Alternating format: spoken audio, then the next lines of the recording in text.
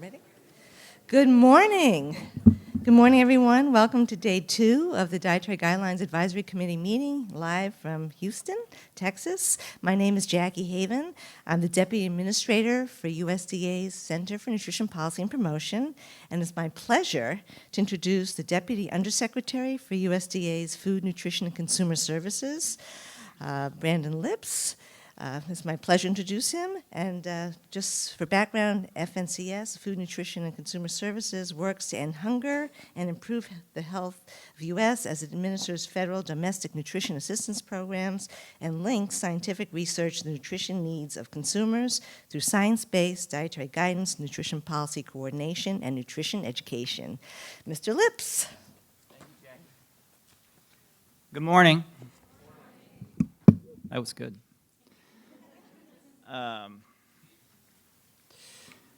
Jackie, thanks for the kind introduction. Welcome, everyone, to the 4th meeting of the 2020 to 2025 Dietary Guidelines Scientific Advisory Committee. I'm here on behalf of USDA, specifically Food, Nutrition, and Consumer Services, and my colleague, Dr. Scott Hutchins, from ARS and our partners at the Department of Health and Human Services. It is good to be back in my home state. People regularly say to me, are you going to get to see your family while you're home? I am in my home state, but I am 532 miles from home. So those of you from smaller states, you don't understand, but I'm not going to see my family while I'm here. Given the second opportunity for public to provide comments to the committee, it was very important to Secretary Perdue that we get out of the beltway of Washington, D.C. This is the first time in decades that the public has had an opportunity to comment on the dietary guidelines outside of the work that we do in the beltway in D.C. and the important decisions that are informed by the work of this committee for the American public every day. We're grateful to the folks here at the Children's National Research Center for allowing us to hold this important meeting here. A little background on where we are and the important public-private partnership that has made today possible. USDA's Agricultural Research Service and the Baylor College of Medicine have had a long shared interest in public health issues. I saw on your way in, hopefully you all saw this, but I brought a little prop so that we can remember what the important work of the Children's National Research Center is about the children. And they have this wonderful little pen that you can set on your desk and wiggle. It's a good distraction from my remarks this morning, so I brought it for everybody to view. This partnership between government and the private sector is another example of how combined intellectual power increases our capacity to address and potentially solve important nutritional challenges. Thank you again to Children's National Medical Center, Dr. Beer and his colleagues at the Baylor University College of Medicine for hosting us today and for being a willing partner and allowing the committee to again hear from the American public. Can the webcast hear this microphone okay? Okay, good. We're also happy to see professionals and students from the Texas Medical Center and the greater Houston area registered for the meeting today. Thank you to each of you for joining us.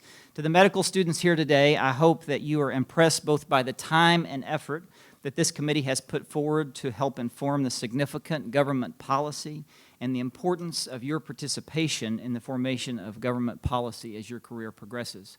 Last night I had the opportunity, to visit with a student who traveled here today to watch the important work of this committee.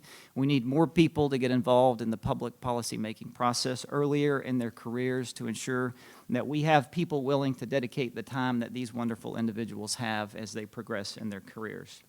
To the committee, I say this every time we're together. Y'all do all of the hard work. I follow you around and say thank you, and I'm here to do that again today. Thank you for continuing to dedicate your scientific expertise and time to the important phase of reviewing the current body of evidence to answer the questions that we have asked of you.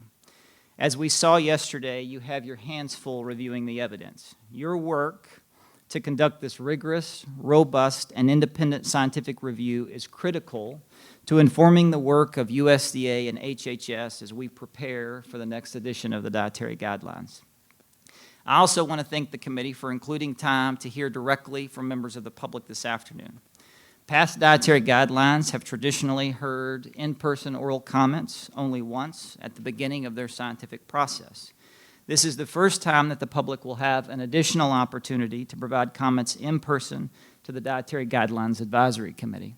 I want to make sure that the public understands that this is a volunteer committee of experts who are very busy in their professional lives with very important work and have volunteered their time to come help, and they all overwhelmingly and happily agreed to have a second in-person session to hear directly from the public. They have a difficult job with a lot of evidence to review. They're spending a significant amount of time making sure that they're getting that right and that they are taking the proper steps necessary to inform this process. So with that, let's give the committee a round of applause for their dedication and hard work.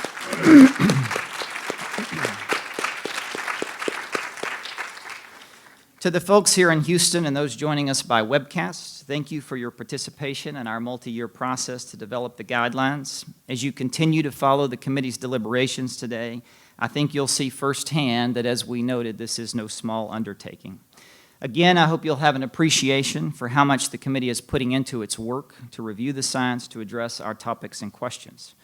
For those not able to provide oral public comments here today, just a reminder, there is an ongoing open period for public comments to the committee that started in March of last year and will close when the committee submits its scientific report in May of this year to USDA and HHS. So don't be shy. There's time for you to submit written comments. We review each and every one of those and provide a summary of them to the committee as they continue their work, and your input and participation is important to this process. Again, I cannot thank the committee enough for their work on this very important process and for their willingness to travel to Houston to meet today.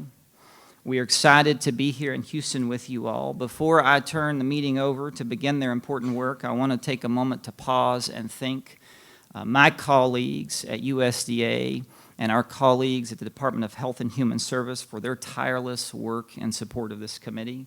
Every time I have a chance to interact with the committee, the first thing they say to me is hello. The second thing they say is, I want to tell you how wonderful the staff at CNPP and ODPHP are in support of what we have to do and the big task that we have. I know that. I get the wonderful opportunity to work with these individuals on a daily basis, but I know the work that they're putting in support of the committee. I appreciate your recognition for that. If you are staff in support of this process, would you stand and let us give you a round of applause, please? Jackie.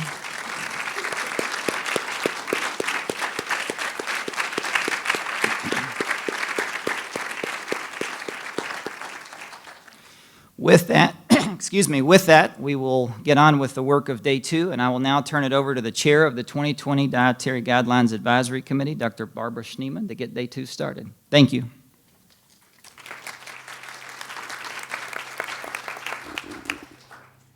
Great. Thank you so much for those comments. And again, as the committee, on behalf of the committee, we also extend our appreciation to the Children's Nutrition Research Center, the ARS Center here, for hosting this meeting, and will echo the wonderful staff support and how much we appreciate the staff support for the work that is being done.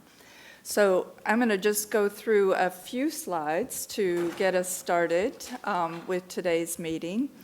So again, we want to just describe the status and provide updates on the work of the committee up to this point. And we had draft conclusions for approximately 30 questions that are being presented during this 2-day meeting, including the NASR systematic reviews and data analysis.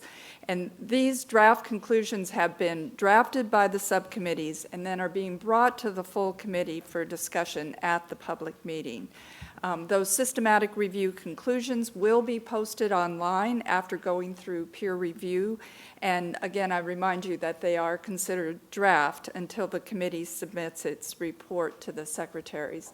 And I thought it would be worthwhile to just also comment that I think as we're looking at what was presented yesterday and what we'll be seeing in today, we're primarily focused on summaries of the evidence that the subcommittees have been working on. And I think in some of the reports yesterday, you began to see a little bit of a hint at the detail that the subcommittees are working at in terms of how closely they look at the nature of the studies that come forward, the study design, the interpretation, the confounders. I think in the beverage and added sugar subcommittee report, you were beginning to see some of that detail that the committees actually look at. So while we're focused on the summaries here, the evidence portfolios that are available to the committee are very detailed, and that all of that information eventually becomes part of the public record as we keep moving through the process. Whoops. So yesterday we had the subcommittee reports from the birth to 24 months, pregnancy and lactation, dietary fats and seafood, beverages and added sugars, data analysis, and food pattern modeling. And I think a very useful committee discussion about not only each of those reports, but then how the committee is beginning to see the relationship between these different areas of work. And today, after these opening remarks, we'll be hearing from the Subcommittee on Dietary Patterns and the Frequency of Eating Subcommittee. And again, each of those will be followed by some committee discussion. And we also then are looking forward to the public comments. And again, let me just note that the comments have been useful to the departments, the HHS and USDA, and useful to the committee and its work. Many of you who have been following the process know that the website gives the status of our work, and that's a new part of the website to not only just tell you about the dietary guidelines, but to track the work that the committee is actually doing. And plus it provides a lot of information on the process, the ways that the committee is in fact evaluating the information. The departments do continue to update the information on that website, not only on sort of the protocols and where we are, but also updating the frequently asked question section. So that way they can clarify the approach that the committee, for example, I know that there have been some updates to provide more information on our process for evaluating evidence, the data analysis, the systematic reviews, and the food pattern modeling, just to make sure that the way the committee is working through is clear to the public as we move forward. So I encourage you to either be on the listserv for the dietary guidelines as a way to get notices as updates happen, but also just check back to that website and particularly look at that FAQ section if you have some particular questions in your own mind about the approaches that we're using. You can find some more information. So, a note on our timing today. Again, our afternoon session will begin at 1 p.m. Central Time, and we really try to hold clear to that time because of the webcast. Our breaks during the morning and afternoon session are not set for a specific time, but will be taken as they fit within our discussion. And our public comments will begin no later than 2 p.m. Central Time, but they may begin earlier if we're ready to start that process. So hopefully if you're giving a public comment, you'll be here before 2, just in case. So again, this is the website for the dietaryguidelines.gov. And as Eve did, Dr. Studi did yesterday, we've highlighted the place where you can view the protocols with that reminder that for the protocols presented, it's most useful to us if we have any comments you might provide by February 7th. But I would also note, given where we are in the process, where the March meeting is really the last decision-making meeting for the committee, the last public meeting where we'll be getting subcommittee reports. Feel free to get comments to us if you have comments about our conclusion statements or other aspects of what the committee is working on by that February 7th date to be most useful in our decision-making process. So, but as noted by Mr. Lips and others, the comment period is open until the committee concludes its work. So with that, I think we will start with our agenda for the subcommittees. Just, I want to check with the committee members to see, do you have any questions or comments at this point? Jamie, please. Art, so just as a point of process, would it be okay for us to interrupt presentations with questions today? Is that okay for discussion, or I don't know if it's more efficient to let people go through the entire presentation and do what we've done, but I think I'll let each subcommittee chair sort of address that at the beginning if they're comfortable with having that approach. So we have the two subcommittees, but we'll just let them say whether they're comfortable with that. Right, but it might be useful to, oh, okay. Well, let me just check before we jump into, anybody else question or comment? Okay. Oh, okay, so both are fine with that, so. Okay, so, Carol. Good, I'm going to move this over to here, if that's all right.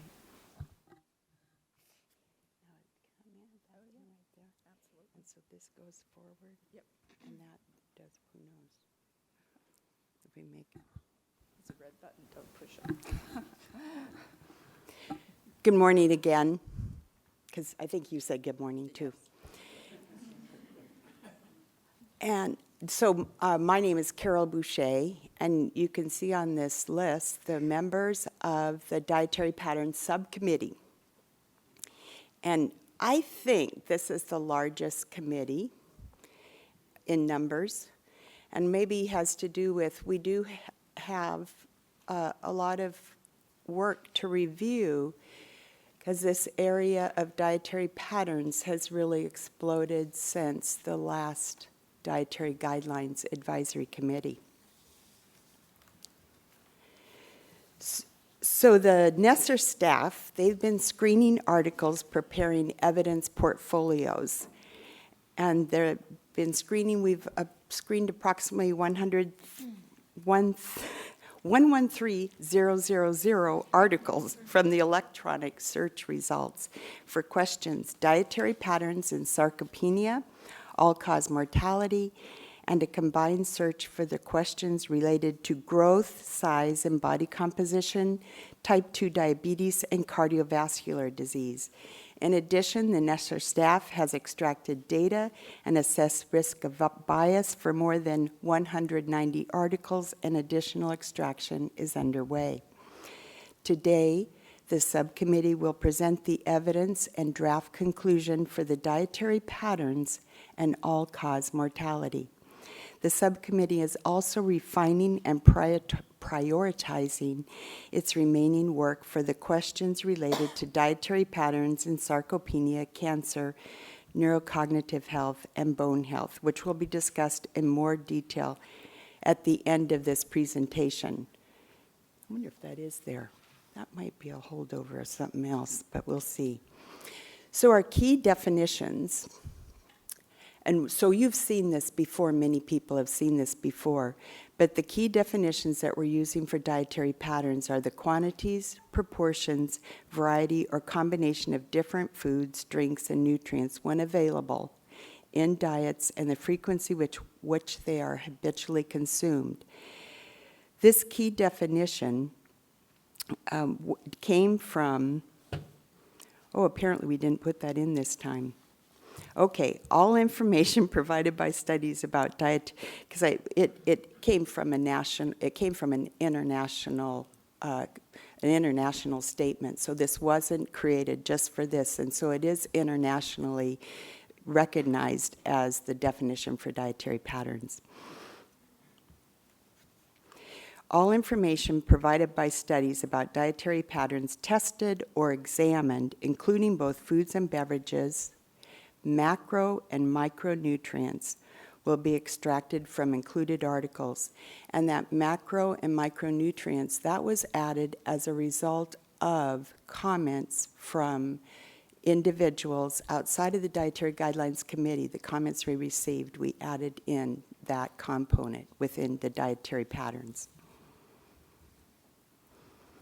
Based on conversations at the last committee meeting and misconceptions among the public and media, the SC refined the intervention exposure criteria for the intervention exposure to clarify how the subcommittee will consider dietary patterns as well as diets based on macronutrient distribution and how they may or may not relate to each other.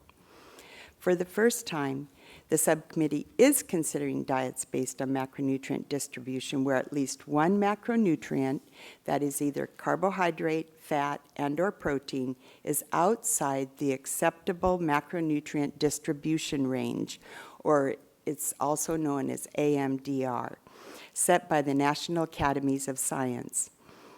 For example, any study in which carbohydrate intake is above or below the AMDR, greater than 65% of energy or below 45% of energy, that also meets the inclusion-exclusion criteria provided in the protocol will be examined to answer the questions. This approach allows the committee to systematically review the overall scientific landscape of dietary patterns, including patterns that are both within and outside the AMDR, along with different diet types. So the question that will be reviewed today will be presenting the findings from the systematic review question related to dietary patterns consumed and all-cause mortality. The approach to answer this question is a Nesser systematic review. You've seen quite a few analytical frameworks, and the analytical framework provides a foundation for the systematic review and helps to inform the approach for this question. The subcommittee defines all-cause mortality as the total number of deaths from all causes during a specific time period. The exposure of interest is the consumption of and/or adherence to a dietary pattern. The comparators are consumption of and/or adherence to a different dietary pattern and different levels of consumption and/or adherence to the dietary pattern. The population of interest for the exposure and outcome include children through older adults who are healthy and/or at risk for chronic disease.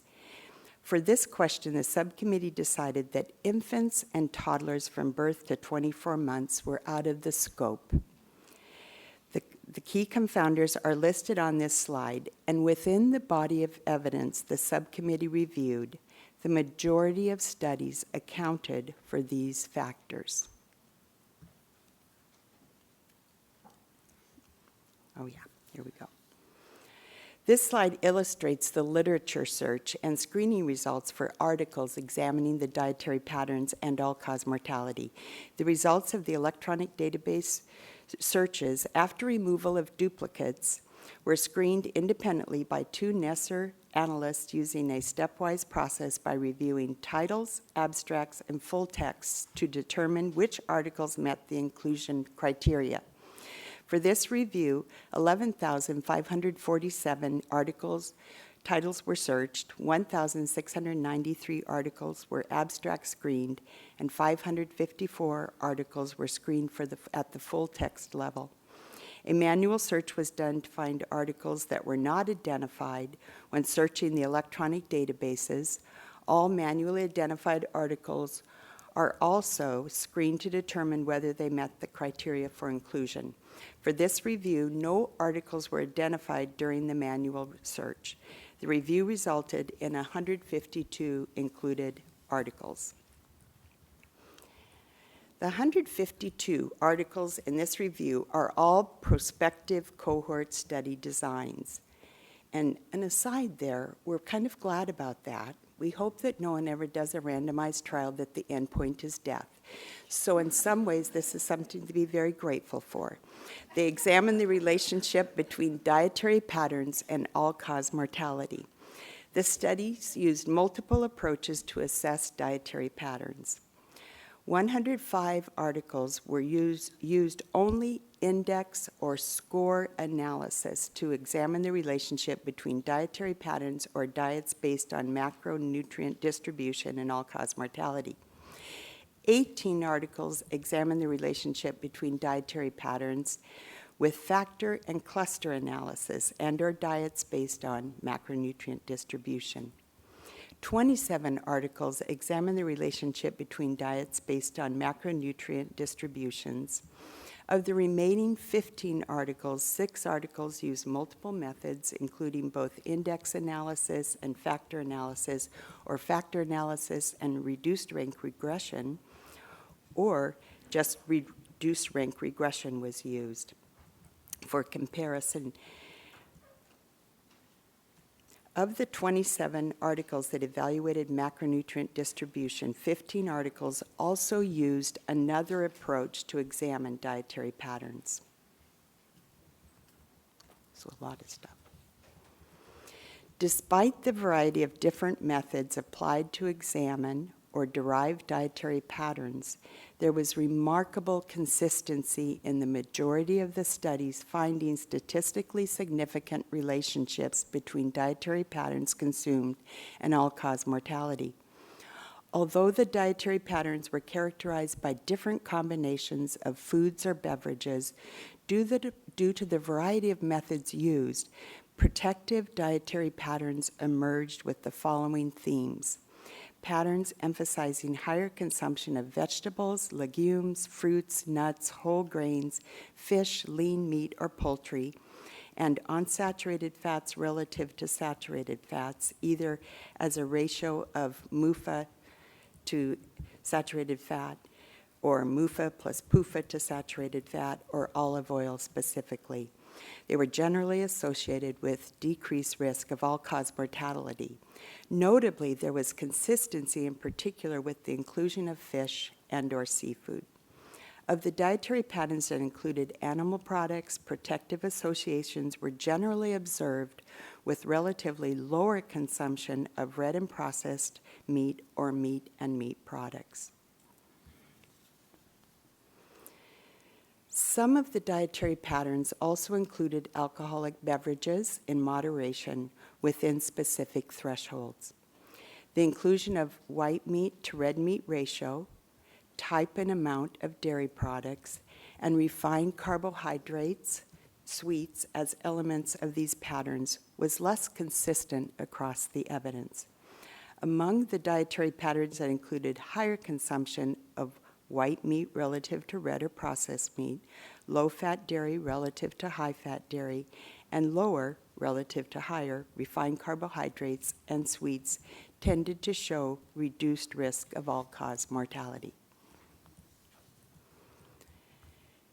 Despite the variability between approaches used to examine dietary patterns, higher adherence to dietary patterns with common labels such as Mediterranean dietary guidelines related, and also dietary guidelines such as Healthy Eating Index, DASH scores, or plant-based guides were generally protective against all-cause mortality risk.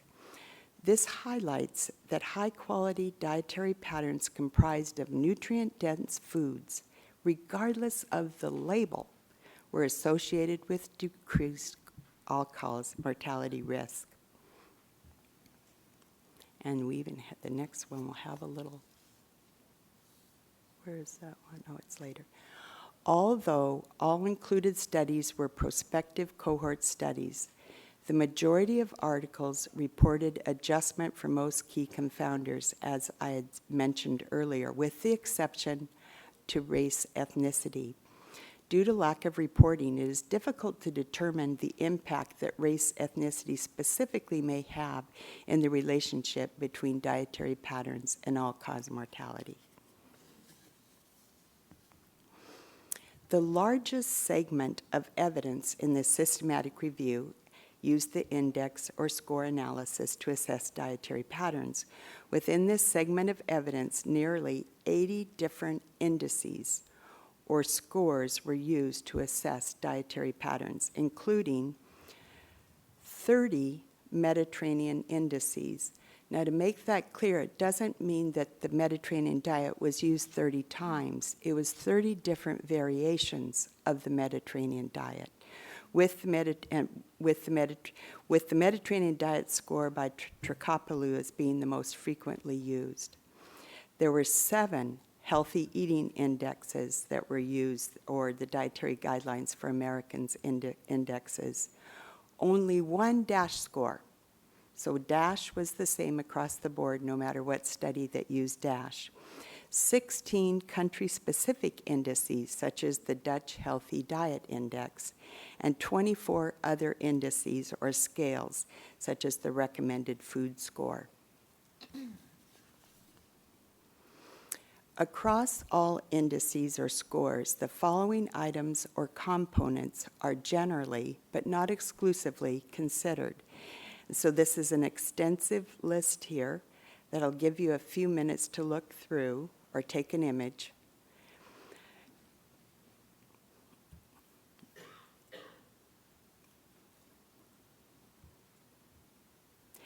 And it's important to know that these were not exclusive. So we can't say that every dietary pattern had one of these in there. This is just a summary of the most common food sources that made up the components of the dietary patterns. Macronutrient distributions with proportions of energy falling outside of the AMDR for at least one macronutrient were examined in this body of evidence, but results were not consistent. Notice we have switched to summary of evidence synthesis. Among these studies, proportions of carbohydrate reported were both below and above the AMDR. Proportions of fat reported were both below and above the AMDR. No studies examined macronutrient distributions in which protein fell outside of the AMDR. Comparison of the macronutrient distributions with or without the context of the food groups comprising the dietary pattern showed inconsistent findings due to several limitations. The gradient between the macronutrient proportions compared between distributions was small, a range of 41% to 41.7%. Most methods used to estimate macronutrient intake differed between studies. Most proportions reported were only marginally outside of the AMDR due to the variance with which studies defined and applied limits to macronutrient categories.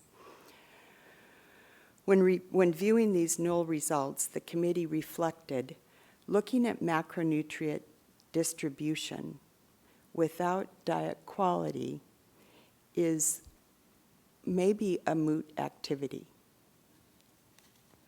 That was just a reflection of ours.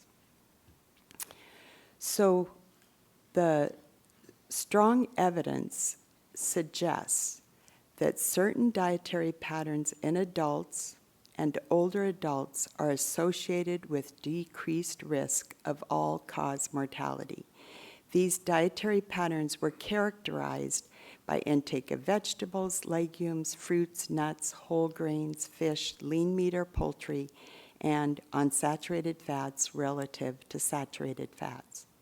Of the dietary patterns that included animal products, protective associations were generally observed with relatively lower consumption of red and processed meat or meat and meat products.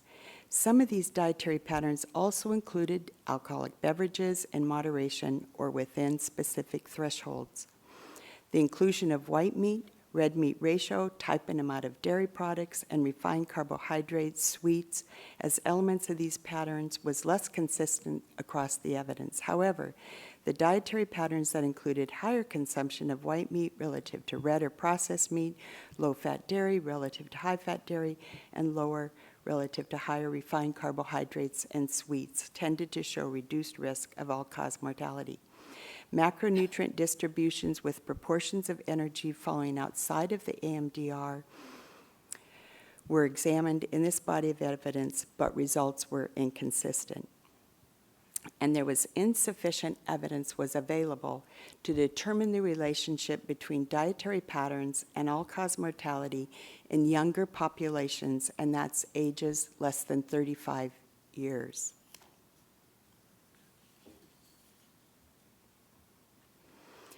Coming next, and I should mention on that last slide, you have been used to seeing all these different grades. The evidence on this was so clear. Out of all the papers that we reviewed outside of the macronutrient distribution, there were really only 10 papers that didn't have a significant results of protection with regard to dietary patterns, high-quality dietary patterns. So now where we're going is we're refining and prioritizing remaining work.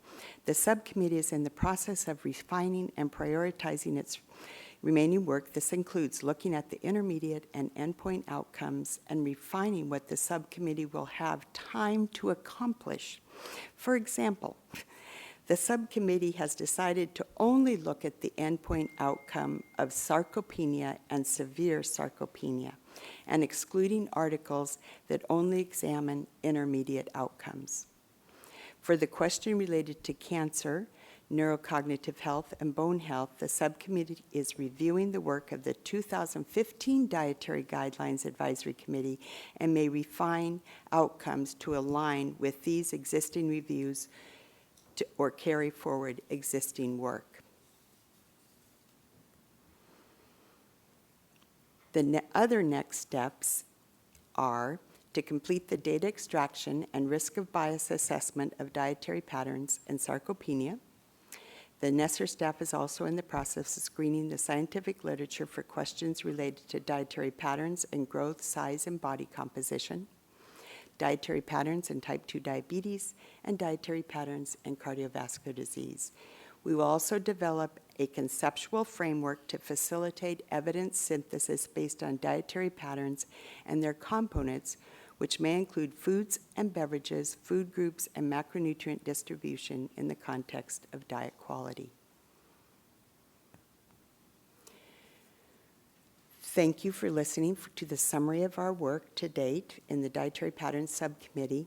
Here we have listed, again, the members, which were on the opening slide, but also the support staff, because we wouldn't be able to do any of this work without the great support staff that we have from the USDA and the Department of Health and Human Services. So no one interrupted me, so why don't you do that now? Great, thank you.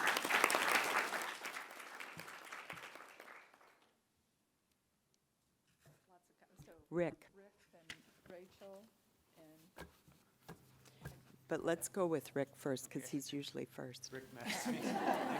oh no. So, Carol, you commented on the consistency of the findings and noted that these are 100% prospective cohort studies that often have large sample sizes. Can you comment on the effect size of the trials? They may all be significant, but to what degree are they meaningful? We have big sample sizes. You can find small differences statistically significant. To what degree does the evidence indicate? Actually, not all of them were completely large, Rick. That's what's interesting. Does anyone have a kind of an outline of what some of the ranges of sample sizes were? And some of the ones that didn't find the significant results were smaller ones, but there really were some as small as 200. Okay. Yeah. Nevertheless, Yeah. can you comment on effect size, Yeah, not just significance? I don't know that I can comment on it. I'd have to actually think about that a bit. But does anyone else on the committee have an idea of what the effect size might be? Joanne? Joanne Sabater, the effect size did vary. I mean, sometimes it's just a decrease in the risk of 10%, but sometimes went up to 25% decrease. So this is the effect size on these dietary patterns that I do remember. Maybe there is a table that the staff can show on the screen, but the effect size was for sometimes not very big, but that's quite considerable. That's a good, thank you. And if I could just add to that, Beth Mayor Davis. So I'm recalling hazard ratios that were around 0.85 to maybe 0.95, something like that. But it did vary, and some of that was a function of duration of follow-up, which is another issue that that varied quite a bit across all of this literature, and sample size did vary quite a bit. I've actually never seen a set of data with this degree of consistency. It was quite remarkable. Yeah, glad you guys remember those numbers. Joan Sabaté again, not only the effect size, but also some of these indices. I mean, there were different categories. So there was a kind of a dose-response effect that was quite visible in all this body of literature.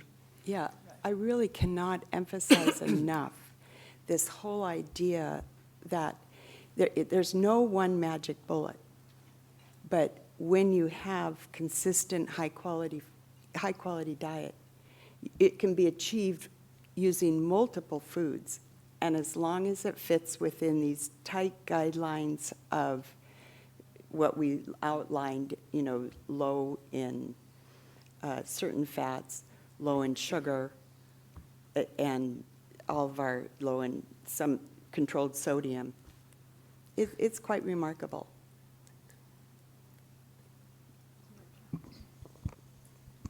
Yeah, thanks. That was real interesting. It makes me reflect on sort of the work of the whole committee, particularly those of us that are looking at food groups, seafood, added sugar beverage, and really broadly our methods. And it seems clear that we're moving in this direction, and a lot of our methodologic challenges have to do with the reality of focusing on a food in the context of a very complex diet. And therefore, it makes me, if we could start all over again or start again or have longer, the idea of basically pulling out those foods within a dietary pattern or looking at the dietary pattern with an emphasis on those that are high in, say, added sugar, or those that are high in certain beverages or even overall beverages, those that are high in seafood. Some way of basically looking at that list of foods in the scoring and defining diets according to our foods of interest. I think so I guess the short real question is whether any of that is still possible to contribute to the other committees. I know that we're trying to tie up our work, but if not, I think as a committee, something to think about in our recommendations as to how to go forward with this kind of review of literature in the future.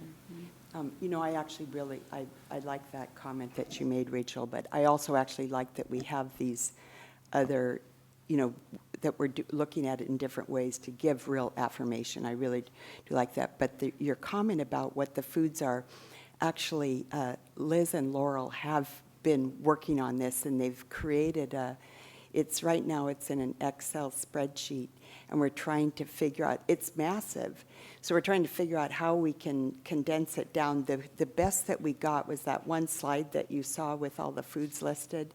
That fit on the slide, so that worked well. But it's extensive. Do you want to shake your heads? Yeah.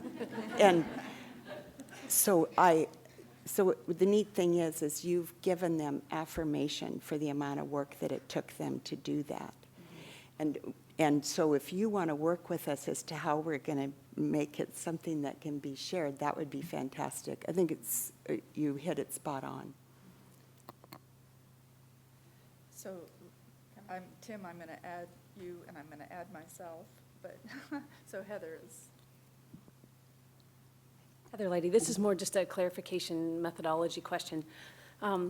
Is at the last meeting, you brought up a lot of the analytical framework, but I think it's a little bit more teased out now. And so my question is related to whether, and I don't think this is the case, but I'm going to ask anyways, whether studies that were just varying in macronutrients, and so some of the public comments and the discussions were about, ketogenic diets or low-carb diets. And so when you look at those studies from a manuscript perspective, a lot of them are prescribed from varying in macronutrients, not food first. And so my question is I would imagine that a lot of those studies were excluded based on the definition of the dietary patterns in your analytical framework.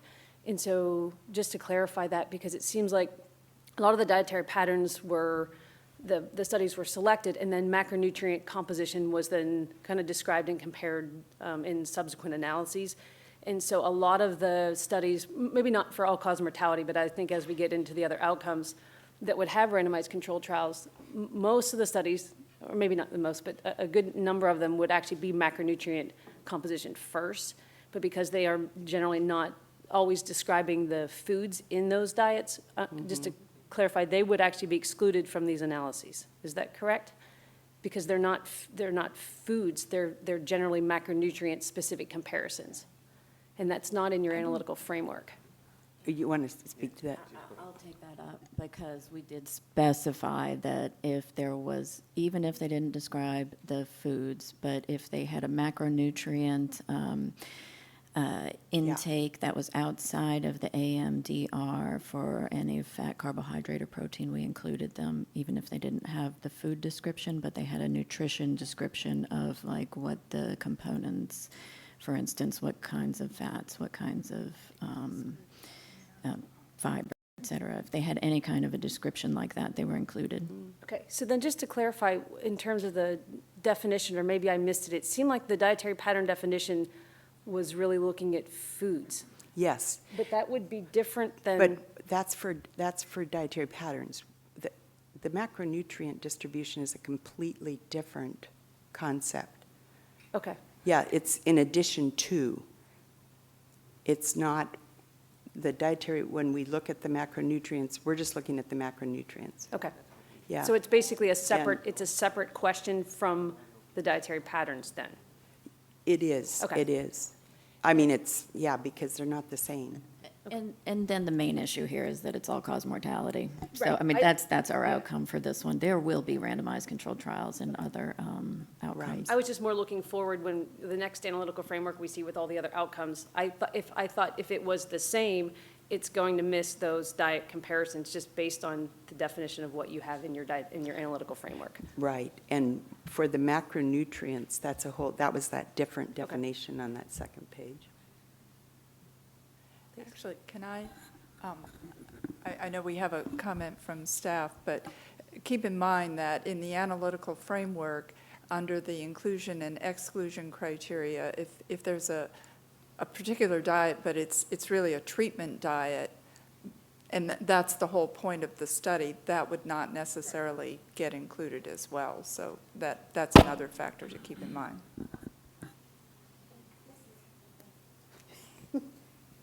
This is Laurel English. So just to clarify, I think the points, the comments that were just mentioned are accurate, but we kept the analytic framework with just that more simplified version that really to speak to the overall package of the diet. And so the intent was to cover the dietary pattern as Dr. Boucher had shown in the definition, particularly if you notice in the definition there's defined by the foods and drinks as well as nutrients when available. And so it was the case where there was a paper or an included article that looked at the dietary pattern but also reported enough information and a macronutrient distribution in which one fell out of the AMDR. However, we also included articles that were just based on the macronutrient distribution because in the criteria it does specify that the foods or food groups do not need to be required for inclusion based on the diet or for the diets based on macronutrient distribution.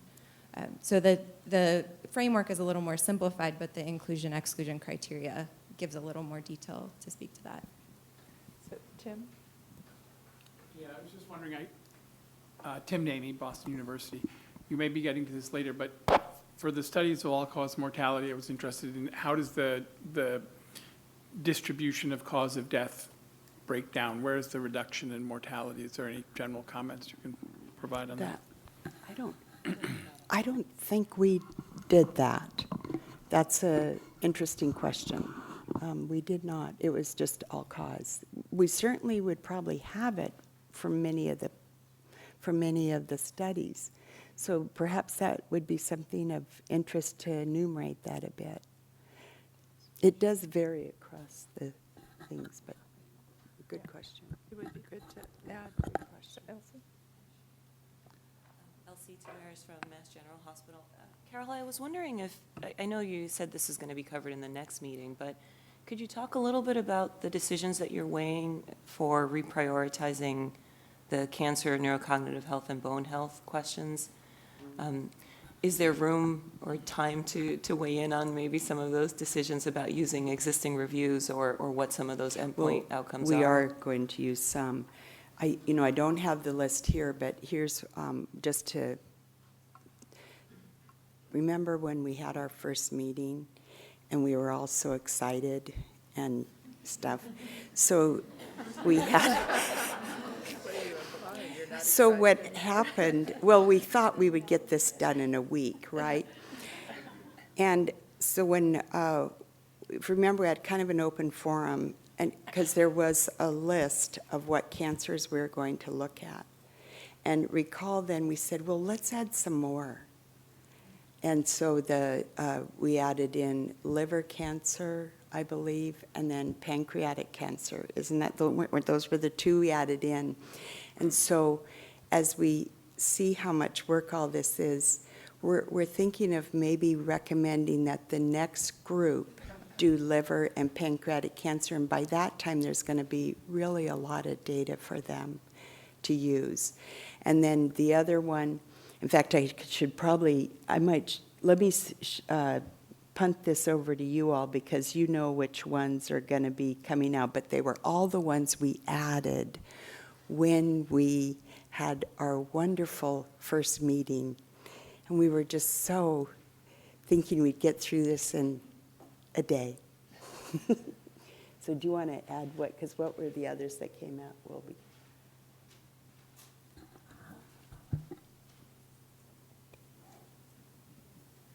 So the other cancers specifically, or the other Or question? did I get them all with those two? I think so, yeah. There was childhood leukemia, liver, endometrial, and yeah, those were pancreatic all were added. the additional. And then there was another, we also eliminated some in I thought we had eliminated some others. I think that those were the new cancers added. Okay. So the existing review speaks to the other 4 breast, lung, prostate, and colorectal cancer. So I think those were the 4 that were. Yeah. Hearing that list, did you have some that you think we should definitely try to address? I was wondering where you think you might carry forward existing reviews. Let me look at the notes here again as to which ones, or you have them memorized better than me. Which ones will we carry forward with existing reviews?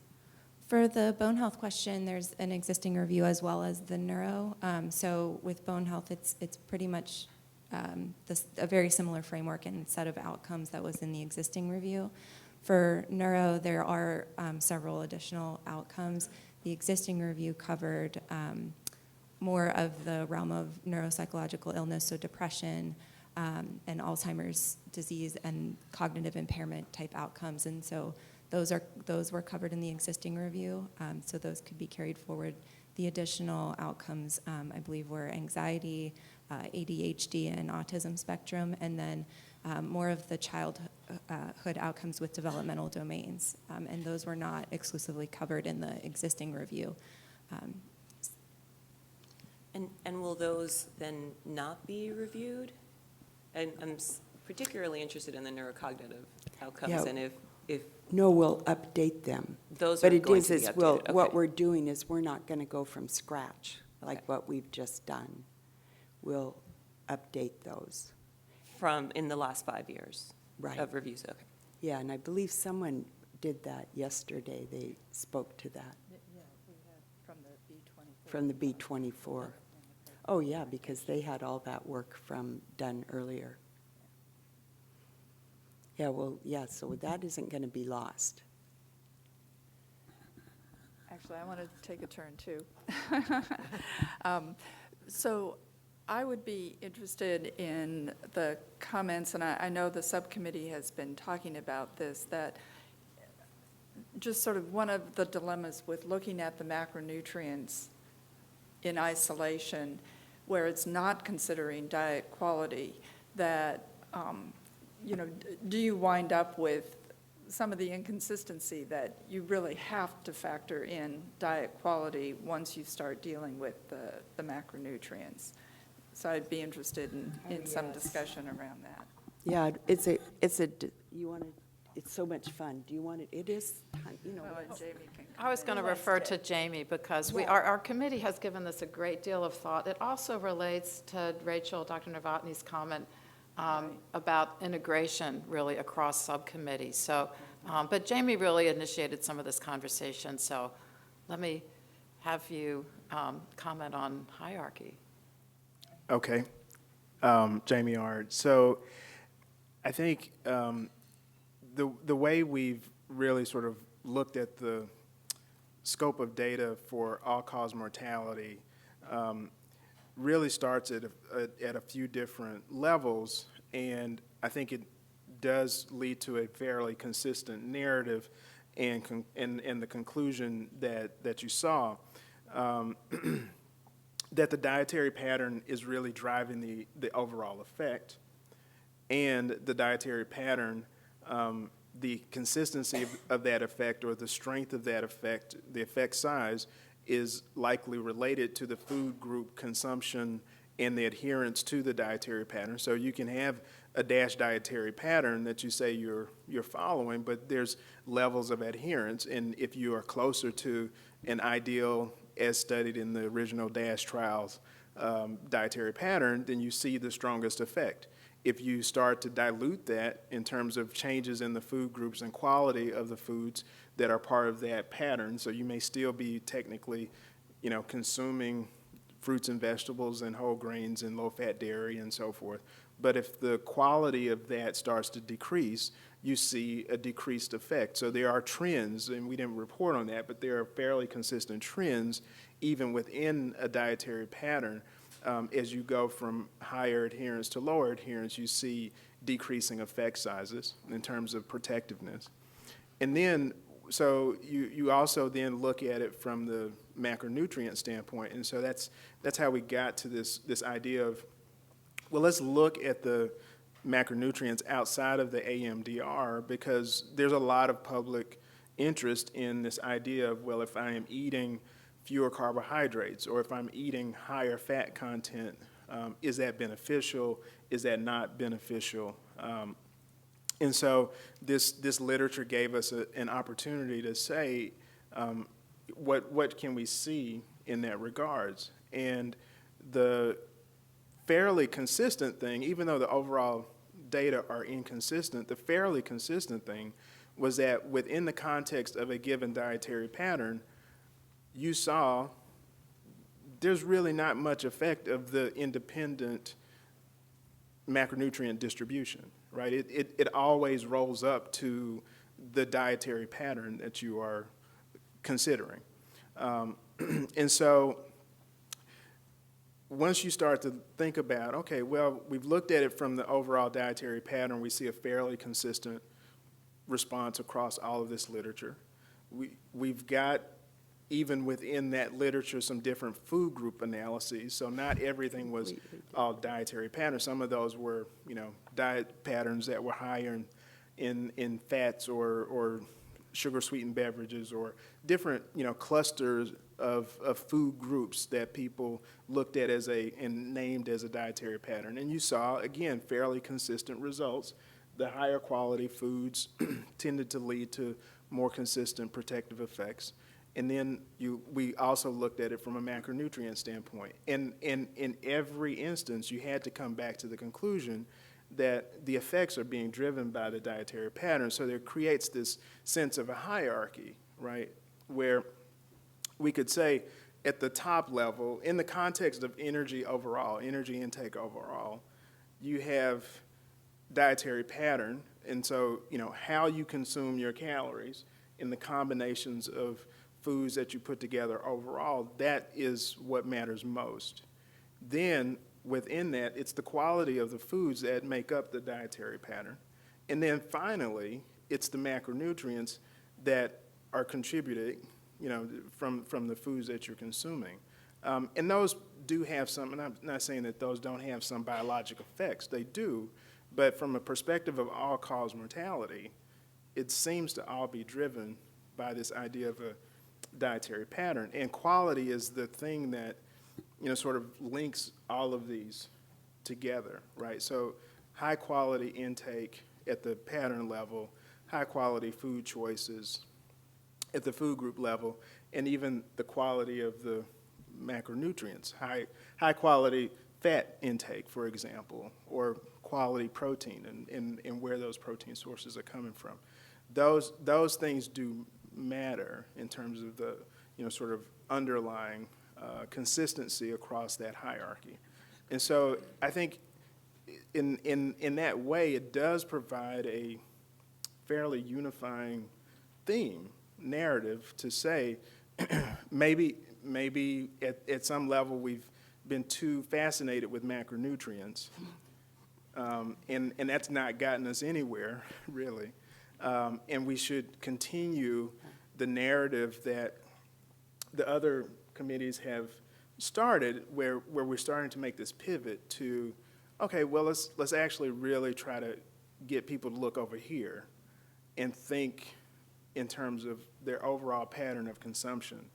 And that may be more beneficial, it seems to be more powerful, and certainly it seems to be more consistent. The evidence is very, very clear. I mean, the magnitude, as Carol said, the magnitude of consistency across hundreds of studies, across hundreds of countries, in different populations and subgroups, men and women, that is fairly clear. So I think that's one way to potentially conceptualize this. And Carol alluded to the idea of if we can come up with something that helps us visually Well, we know encapsulate that. we should really share that we have the volunteer for that. Dr. Heimsfeld has Right. volunteered to make our visual on that, and that is one of our big tasks.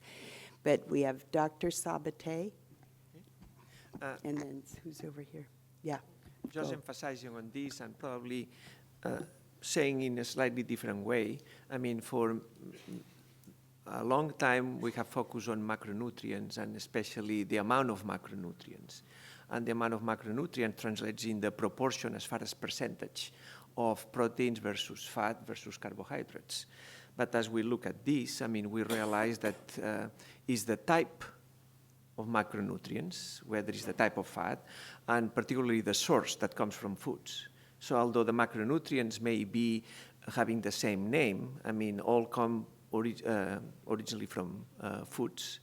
And so is the type of macronutrients and the source of the macronutrients that may be influenced. But when we take this outside the context of the food patterns and the foods, then in our analysis, we couldn't find much consistency of the results. But when we put into the context of dietary patterns and foods, that is the type and the source, then starts making sense.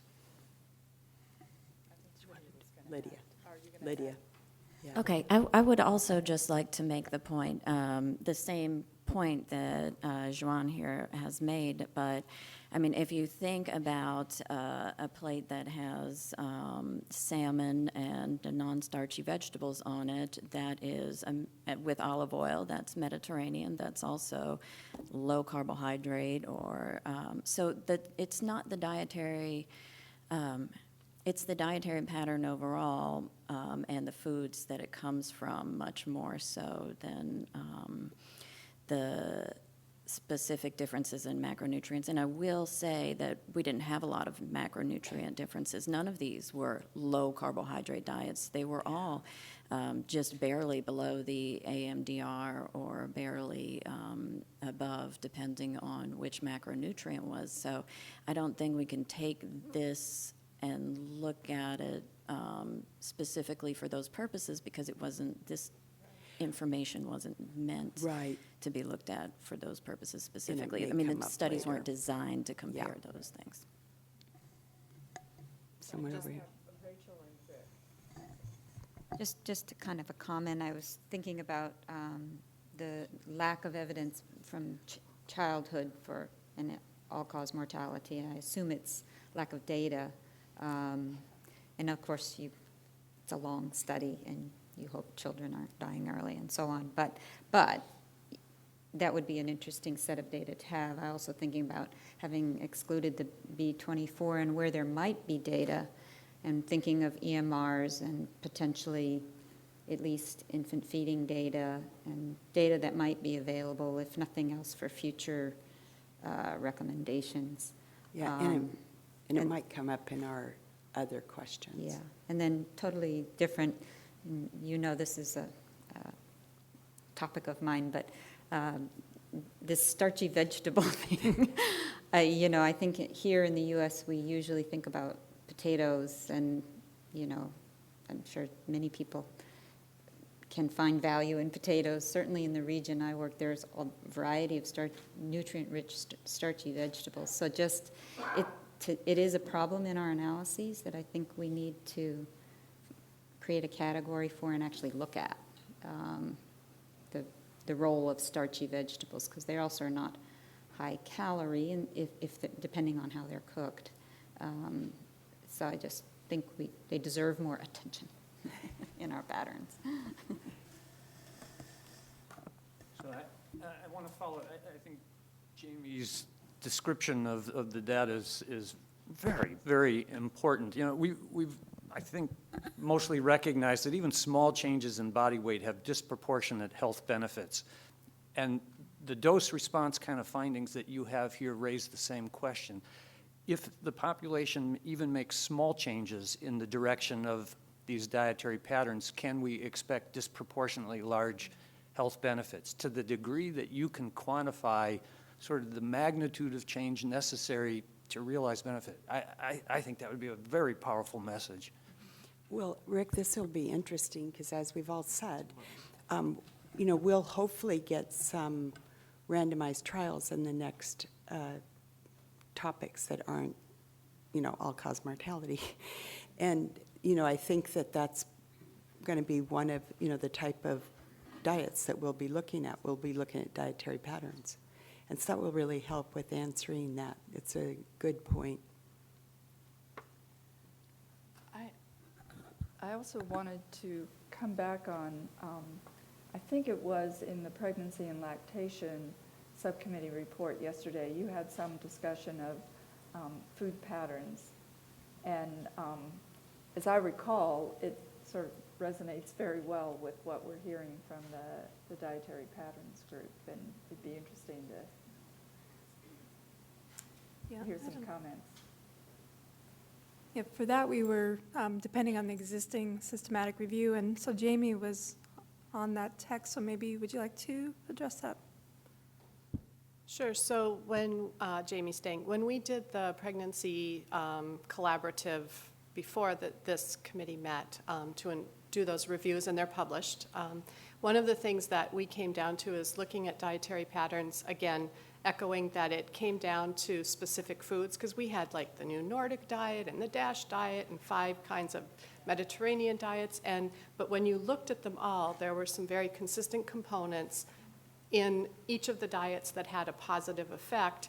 You could pull out with a very good degree of consistency across the studies that it was fruits, it was vegetables, it was nuts and seeds, it was, and so that's why we felt very strongly in our conclusion statement that rather than naming the diets or talking about the healthy diet, that we put in those food components, because that's how people eat, right? They select fish and nuts and seeds. They don't select a Mediterranean diet when they're in their kitchens or in their grocery store. So it seemed to be so consistent and so blatant that it just felt like it needed to be specified in those conclusion statements.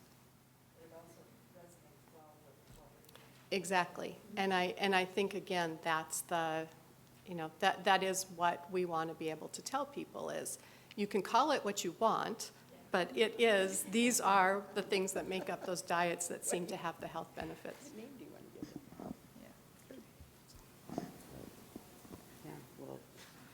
And do we have, Beth, were you? No, we're just talking about other comments or discussions? Oh, Jamie, please. I think, Jamie, Art, so I think one other thing that this points to is the idea that certain things are bad or not bad or good or so forth, right? I mean, that's something that we've got to sort of grapple with, right? So, I mean, as I think about like Lydia's comment around, a plate with lean protein or fish and vegetables being characterized as low carbohydrate in that particular meal and instance, and being also consistent with the Mediterranean style of eating.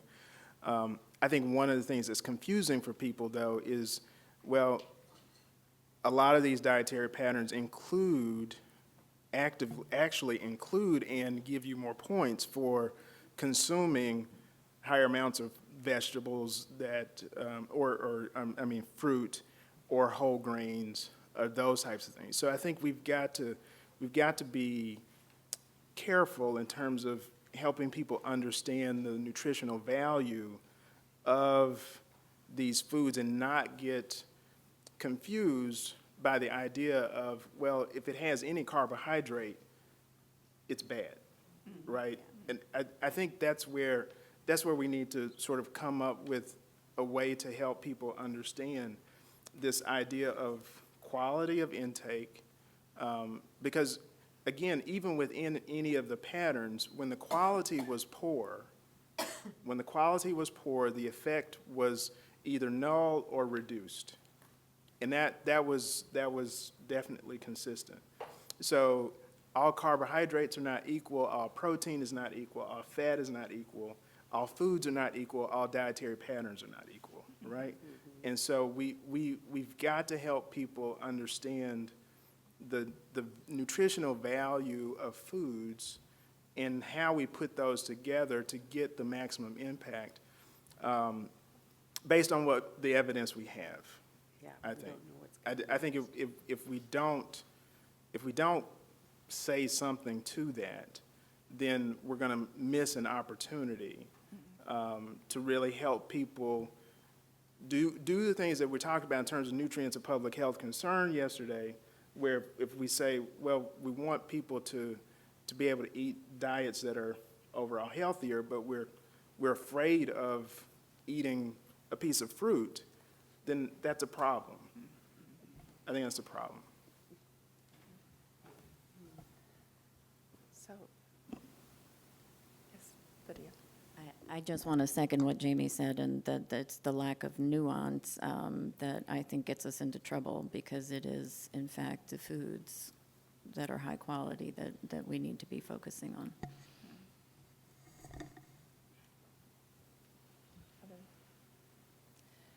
So I'm going to suggest we take a break right now, and then we can come back at 10:30 to hear the next subcommittee report.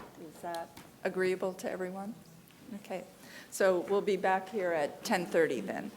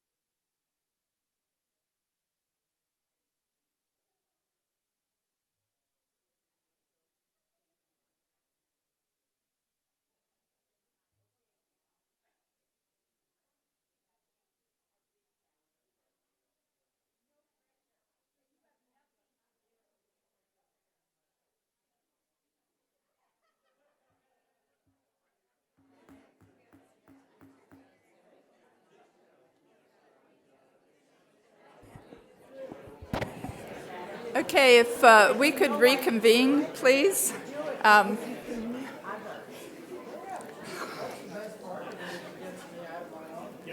Yeah, so we have one more subcommittee report to go through before we take the break at lunch. And I will just note that whatever time we're done, we will have to take a break because they do need to set up the room to facilitate the public comments. So do you want to? Do you want me to introduce? Yeah. All right.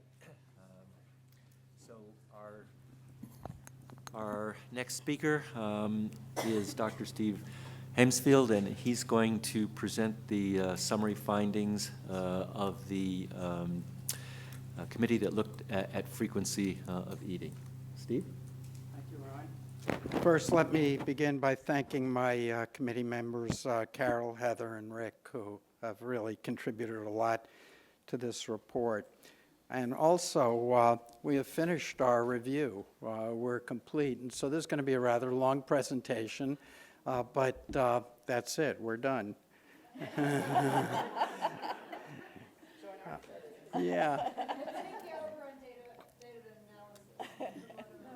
I know that. We do that. Anyway, this is a new topic for the dietary guidelines, frequency of eating, and I thought I might begin just by a very brief summary of this topic because it's also new to me. And if we think about eating behavior, which is the major topic of the dietary guidelines, there are three parts to it, to eating behavior. One is the quantity of food people eat. The second is the quality of food they eat, and that's the major deliberations that we've heard so far, and that's been the topic of the dietary guidelines for quite some time. But there's a third part to it, and that's the frequency and timing of eating. Frequency and timing of eating, and that together with the other two, quality and quantity, determine eating behavior. And the frequency of eating is a very understudied part of this area, but there's major physiology, increasingly understood physiology that relate to the frequency of eating, the number of times you have an ingestive event per day, even including water. So it's a very important and interesting topic, and this is a new question for the dietary guidelines. And because of that, we've had very intensive discussions about what we mean by frequency of eating. So just a little brief background. Normally, quote, we eat 3 meals a day. That's kind of a fantasy, but we eat 3 meals a day, and we can divide those into breakfast, lunch, and dinner. And that actually sums up very clearly. Number 3 is the frequency of eating, but also breakfast, lunch, and dinner is the timing of eating. So the frequency and the timing are related to each other.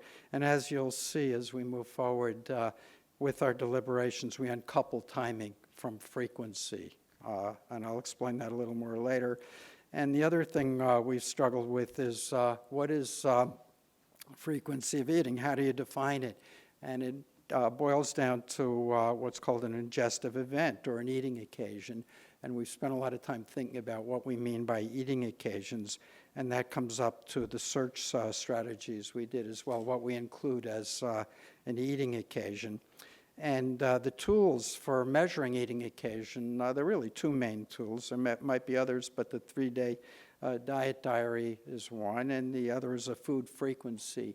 And as we plowed into those, we discovered there were issues related to how you measure frequency of eating. And lastly, there are two types of studies, observational and interventional. And each one of those we've been able to separate out and have different criteria for. Well, the search strategy then on frequency of eating, 41,000 articles have been screened.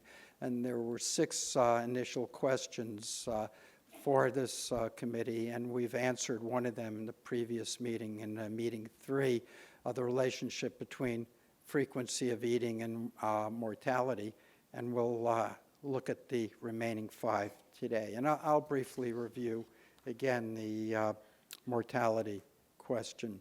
Now, the original question was, what is the relationship between frequency of eating, such as meals per day, snacking, fasting, and so on, and each stage of life, various life outcomes?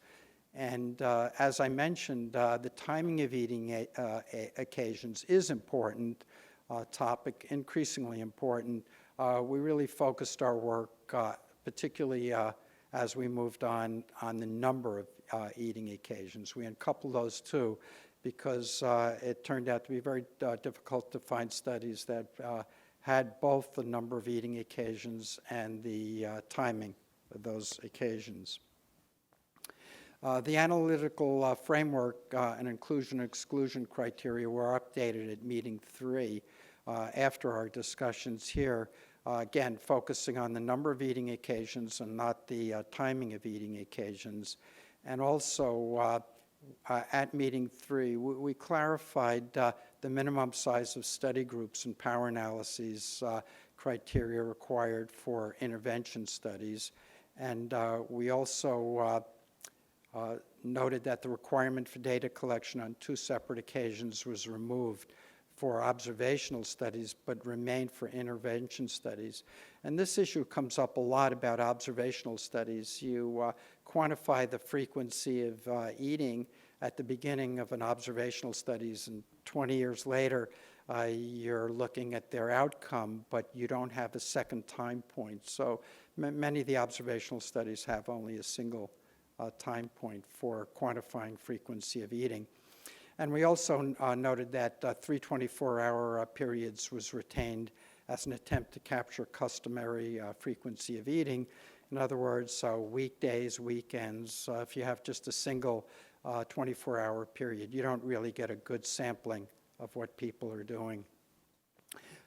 Now, the key definition then for frequency of eating is defined as an ingestive event, as I mentioned, an eating occasion, and that includes preload, meals or snacks, and also beverages, energy or non-energy yielding beverages or food. That's our key definition.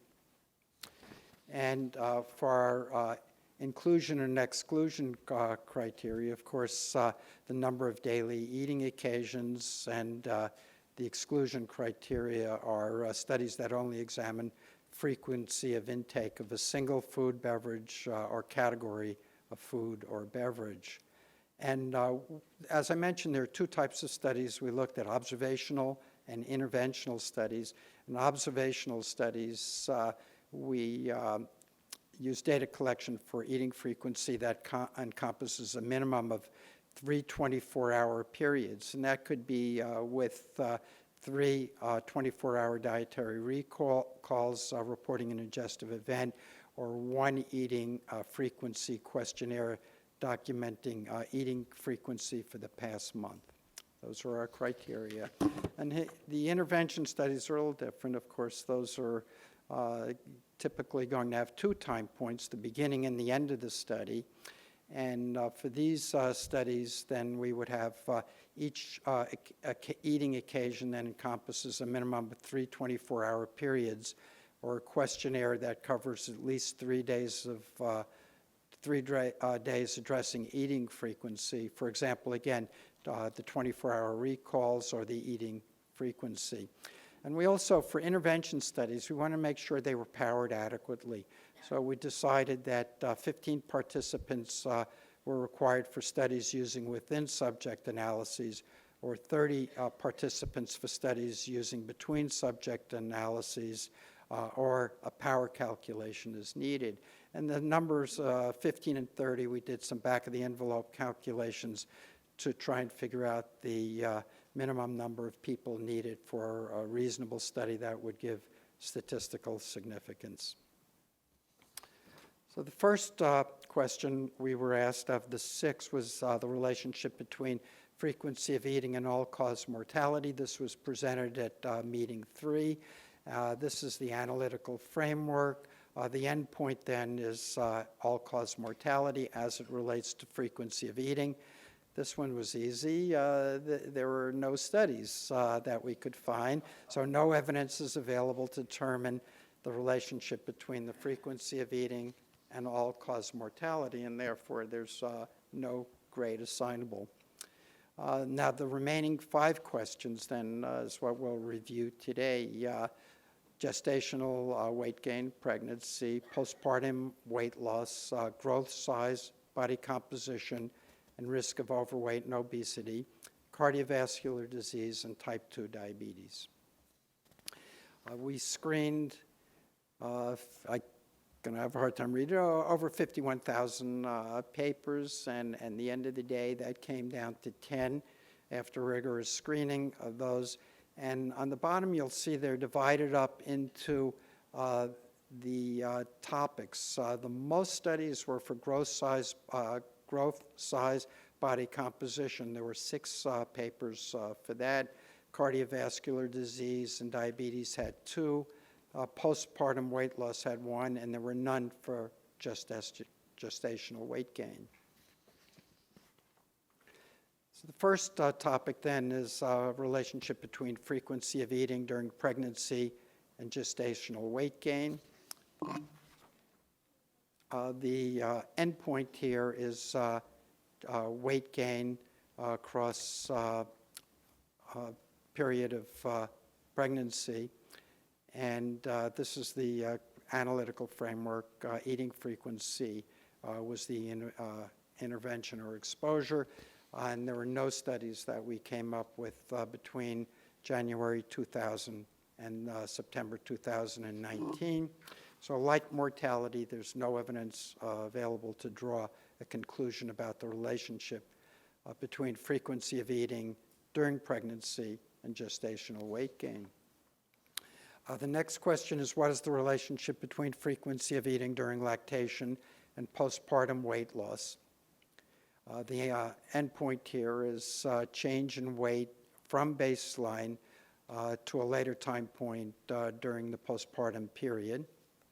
And here we did find one study. Took place in Sweden. 4-day weighed food records were used at baseline and follow-up to measure eating occasions per day.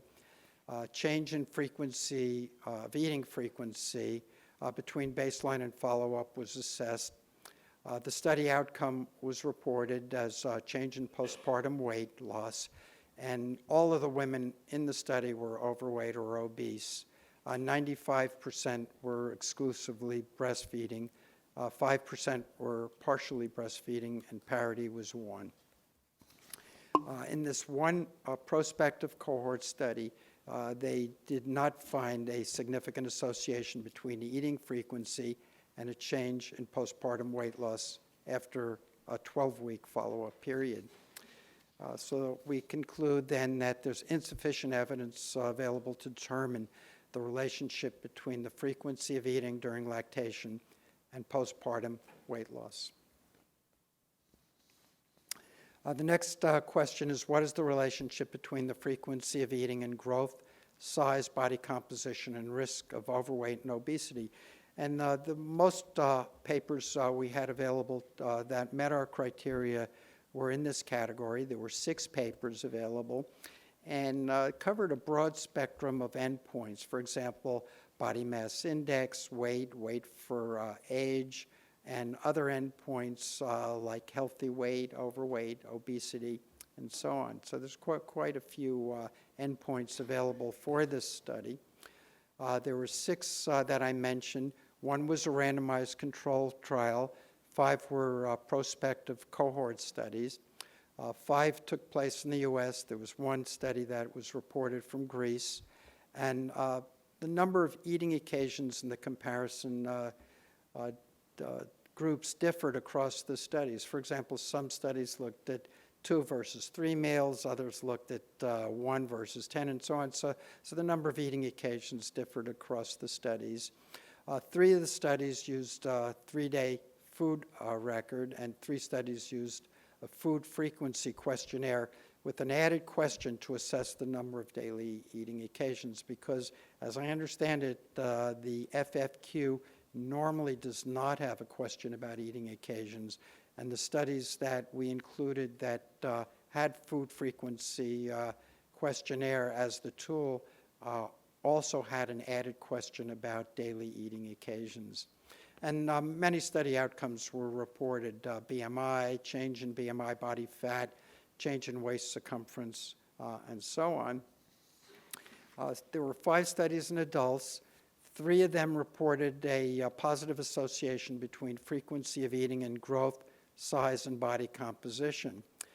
2 studies did not find a significant association between frequency of eating and growth, size, and body composition. And if you're like me, you're probably thinking, what does a positive association mean? Well, okay, so a positive association means that more meals translate to bigger body size and composition. Okay, so that's what that means.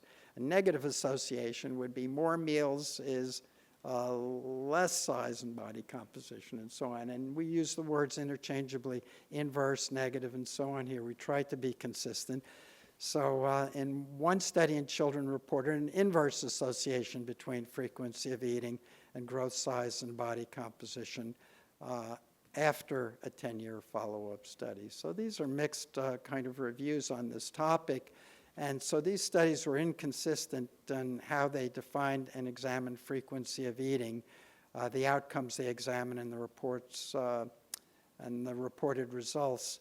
And they had several additional critical limitations, which you'll see again in some of the other questions. There was a high risk of bias and also a higher unknown attrition rate in these studies, trying to track how many subjects were entered in the beginning of the study, how many were at the end, and the reasons that they were taken out over time. So the conclusion statement here for the largest of our samples, 6 in this question, was that there's insufficient evidence available to determine the relationship between the frequency of eating and growth, size, body composition, and the risk of overweight and obesity. The next question is, what is the relationship between the frequency of eating and cardiovascular disease? And in this analytical framework, the endpoint is cardiovascular disease of all types, stroke, venous thrombosis, and so on. We also included intermediate outcomes here, lipid levels, blood pressure, and so on. Those are intermediate outcomes. And we found 2 studies in adults that met the inclusion criteria. Both studies were prospective cohort studies. One took place in the US and one in Greece. The number of eating occasions, again, differed across the comparison groups. One study used a 3-day food record, and one study used a food frequency questionnaire with, again, the added question to assess number of daily eating occasions at baseline. And the study outcomes that were reported were coronary heart disease, hypertension, systolic blood pressure, and diastolic blood pressure.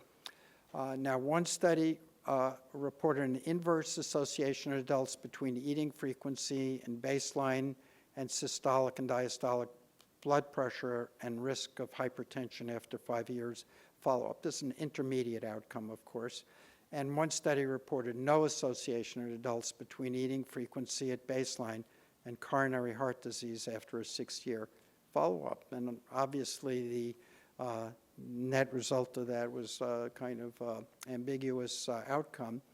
The studies were inconsistent in how they defined and examined frequency of eating, the outcomes they examined, and in the reports results they reported.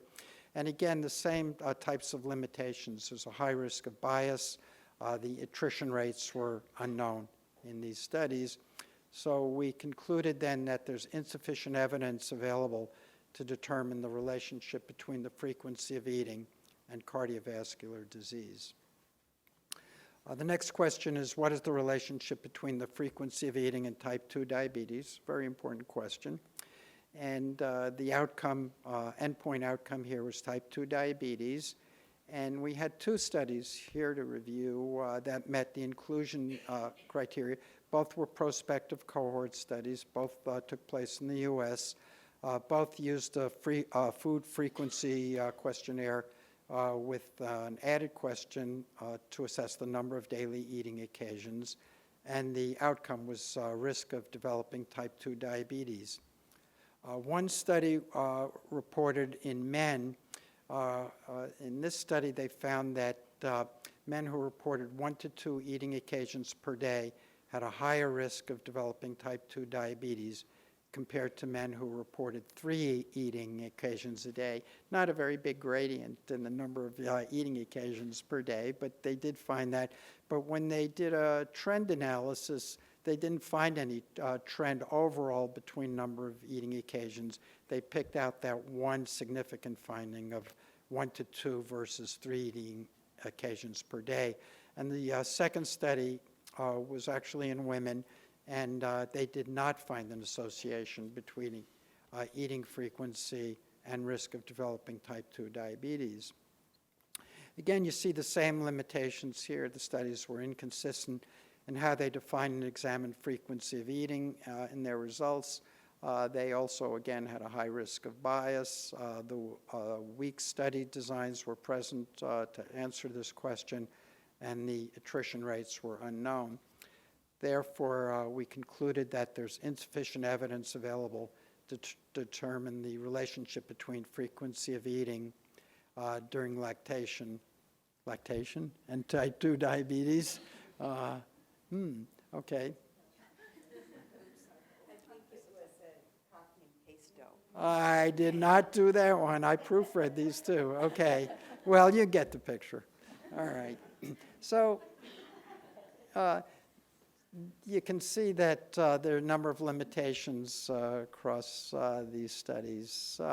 One is the inconsistent and insufficient findings to draw conclusions about the relationship between frequency of eating and health outcomes. And that by no means doesn't mean this isn't an important question. It means that the studies that have been done to date really are inadequate to meet what we consider a very high bar for examining frequency of eating, ingestive events, eating occasions, and so on. And for example, things like water ingestion, water consumption is very rarely mentioned in these studies, something that should be done in the future.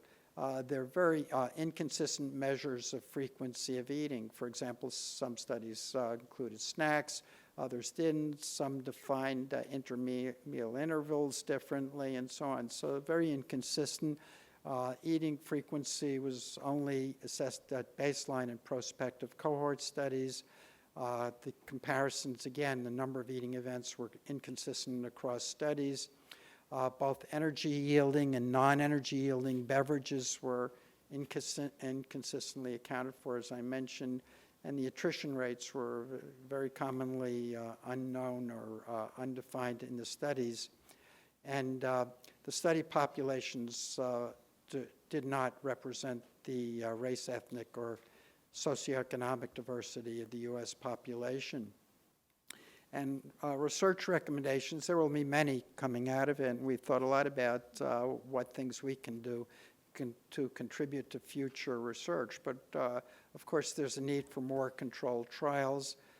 There's a need to develop a consistent definition of an ingestive event that includes eating and drinking and methods to quantify them.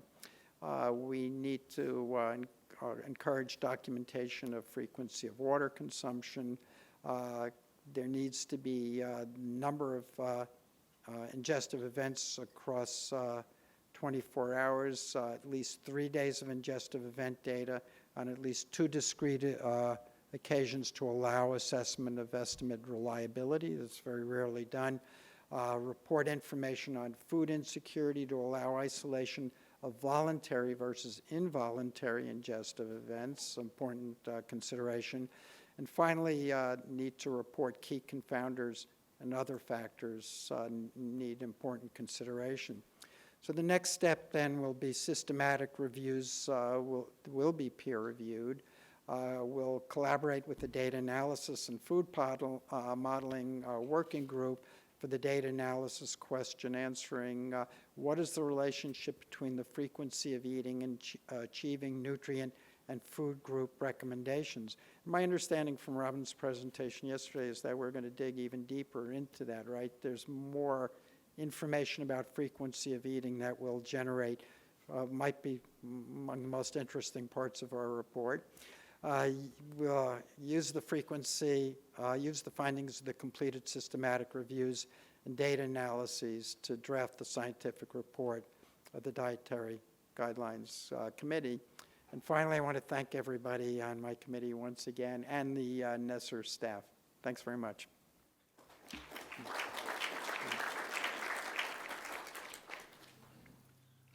Thanks, Steve. Questions? Start with Reagan. Robin? Yeah, sure. I have a question for Rick. Is there research looking at the reliability and validity of self-reported number of eating occasions and what you would call an ingestive event? Yeah, we had substantial discussions about that. No, that's one of the issues. Frequency of eating just has not been in the foremost of people's thinking about eating patterns and so on. And so there's a paucity of data, as you've seen, and very little effort has gone into how to measure it. So no, we don't have good evidence on that. But I think that might be changing for the next committee's work with intermittent fasting and things like that, that's more research is going on in that area, so. Right, and that was frustrating for us. Heather pointed this out to us many, many times. There's a fair literature on intermittent fasting and breakfast skipping and so on, and you would think that we should have incorporated that into our analysis.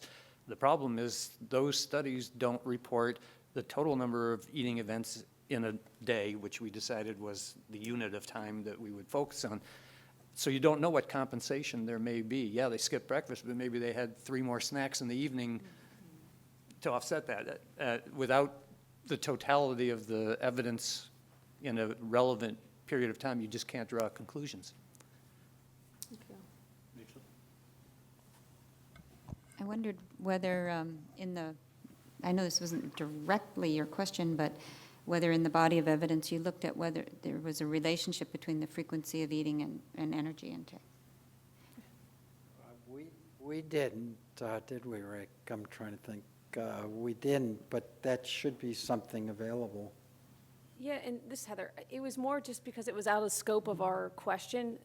Intake would be an intermediate or a mediator of sorts, and so, just another comment to Rick's point too, it's a lot of these studies with skipping meals, whether it's breakfast or even snacking throughout the day or intermittent fasting, they do publish energy intake and macronutrient content and food choices and food selection, more energy content, but they just don't do the eating occasions. And so we were trying to be true to the questions that we were being asked, and so it was, looking at eating frequency, we looked at our end outcomes, and they didn't include energy intake. We did use that as a covariate in the model, but we didn't specifically use that as an endpoint because that was not one of that wasn't part of our questions. But it's a really, really good point, and we do have intake data on that. It was just the fact that the majority of studies that we thought would be included were just not, because they didn't report eating frequency. They generally had a concept, a topic around eating frequency, but it was just looking at energy or macronutrient composition. Can I just follow up on that? So not based on the papers that we reviewed, but just sort of a familiarity with the literature in this area, it's one of the more interesting and frustrating issues, because there is a sense that increased eating frequency is associated with increased energy intake, and Haynes data shows it and so on. But the translation of that to body weight is not consistent at all. And so resolving that inconsistency is a very important question, and we just don't have the data to do it. One study in childhood actually showed an inverse relationship, which was a little bit hard to figure out. And just another point too, and Steve had said this, initially we linked timing and frequency because they are obviously related, but then to answer our question, we removed the timing and focused on frequency. There probably is more research, we didn't review it, on timing, but in order to assess timing, you really need to also look at 24-hour frequency. So they go hand in hand, and so I think our research recommendations will be highlighting that point, that timing, I think, is important and gets to some of these other questions, but our charge was really looking at eating frequency. Okay. Yeah, thanks very much. I have 3 questions. So one of them, I know that you had these criteria for the number of times that dietary intake frequency was assessed, and that was also for the randomized controlled trials. So my question is, were there any randomized controlled trials excluded because they didn't have enough dietary assessment days according to your criteria? I brought this up at the last meeting because I was a bit concerned because of a randomized trial, when you're assessing that aspect, it's really a measure of adherence. And so it's a little different than for the observational study. So I'd just like to know if any were excluded for that reason. And then there was one randomized trial for the growth size and body composition outcomes, and I'd like to know a little bit more about that one, the size, the target group, than what they found, just because that's a stronger design than others. And lastly, there was a slide for the diabetes outcome where I think you said there was no dose response, but the bullet said that there was. So I was a bit confused. Maybe it was a typo.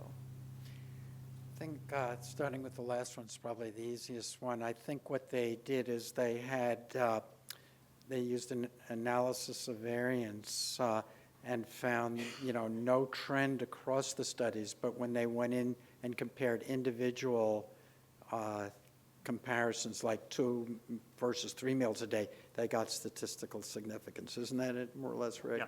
That's what they did. Well, the second bullet in the slide says, in the same study, there was also a significant dose response with increased eating occasions and risk of type 2 diabetes. Oh, that might be an error. I think that was not, again, I don't think that's right from what I recall reading. I think there was a significant P for trend. Yeah. But a non-significant P for trend. But in a separate, it wasn't like an ANOVA and then they went back and did a post hoc to see where a difference may have occurred. In a separate analysis, they just happened to notice that the distinction between eating once or twice versus 3 times was significant. And, I don't want to accuse them of p-hacking or whatever, but there are many, many pairwise comparisons one could do in that data set, and this happened to be one. It isn't necessarily the most logical one that one would have a priori examined. And Steve, I can answer the question. One of the ones as far as the randomized control trials and whether they were excluded based on 2 separate occasions. And I can defer back to the Nestor folks, but I'm pretty sure that wasn't the case, that when the studies that were excluded were primarily I don't want to say primary. Some of them were because of the lack of 3-day assessments and not the pre-post. But as you know, when these papers get reviewed, it's when there's one limitation, the explanation kind of stops there. But if I remember, and I don't know where our folks are that can comment on that. I think if I remember in our discussion that there weren't any that were excluded just based on dietary intake, like the 3-day collections. Yeah. Is that true? There were some that were excluded because they did not capture 3 24-hour periods in their assessment. I think there were some that were also excluded because they didn't assess baseline eating frequency when they enrolled subjects in the study. So they often had the follow-up assessment of adherence, but they didn't capture baseline eating frequency at the point of enrollment in the trial, or they didn't report baseline eating frequency. Again, I'm not focused on the observational studies right now. I just want to know of the randomized controlled trials. Were any excluded because of these issues? Yes, that was in reference to the randomized control trials. Okay, so for me, at least, it would be helpful to have a little more information on those because they are a much stronger study design, and I'd just like to see, what they were about, if possible. And then the other question was that one randomized controlled trial that you did mention. Can you tell us any more about that one? Any information about that one? It was a very small study. I think they called it a pilot study. But yeah, correct. There were 45 subjects analyzed in 2 groups where they compared a 3-meal group, so 3 meals per day, versus a grazing group, which was instructed to graze by eating 100 calories every 2 to 3 hours. So that was sort of the general gist, men and women, but a small sample size overall. And the results that Steve described on the slide. This one, it may be worth noting that they did not adjust or control energy intake in this trial. So the 3 meal group did have statistically significant lower energy intake than the grazing group. So that supports Rick's point earlier about energy intake increasing with increased eating frequency. But that's sort of the point, isn't it? That that's an intermediate variable, that, so I wouldn't call it a confounder, and I think it's an important observation if that was the case. Correct, yeah. Thanks. We'll see. And I think similarly, is it right that there was just one study in children? Is there more information about that one? Because the inverse association is somewhat paradoxical. Is there any more information about sample size, what age the children were, where the exposure was assessed? This is kind of similar to that. It might be related to physical activity, so that more frequently you exercise, you eat more frequently. I mean, is that captured in any of this literature? No. Okay. And Elsie, to answer your question, the data from that analysis were from the NHLBI Growth and Health Study. So it was 9 to 10-year-old females only. So it's a pretty limited population in terms of just girls and just at 9 to 10 years of age. And there were about 2,000 subjects in the analysis. But if I can just And they follow up on your adjusted point. for Sorry. The questions about the association between eating frequency and body weight change or energy intake truly are two-tailed tests. You can make very reasoned hypotheses in either direction. So neither one should sort of stand out as unexpected. But we don't have the data to say which is more valid. Just another clarification point, if I remember correctly, that the intake data was also different at baseline before they even started the intervention with the 3 versus grazing. Is that correct? So it wasn't that over time, when the pre-post assessments were different in intake, at least some of these studies, they actually didn't adjust for intake at baseline, and they were, in fact, different at baseline. If not this study, I know there were a few others that we reviewed where that was the case, so that they weren't adjusting for the differences at baseline to begin with, which was a confounding factor. Heather, does that mean that the exposure was measured at one time and not longitudinally, or change in the? Well, it depends on which study. In the kids study, they did measure it at baseline and then post-study. I just can't remember. There were a few studies that I'm getting mixed up on with baseline, though, that their intake data at baseline was different, but that wasn't adjusted for as a covariate in the model. And so it raises a question because they were starting, they had different intakes at baseline before they had the intervention. So how consistent the pattern was in the follow-up period. But it also raises the question about how reliably you're capturing their eating frequency when you have a 10-year study and you measure it twice. Right. So I think it's a challenging outcome with a lot of challenging methodologic aspects to the study itself. Is that fair? Yeah, I think it's fair to say, and the evidence on trends in eating frequency are very strong and clear.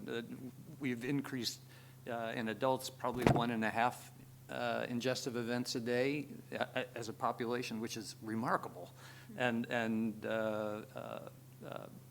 1 eating event a day in kids. So if you don't track that over time, you've missed a great deal of information.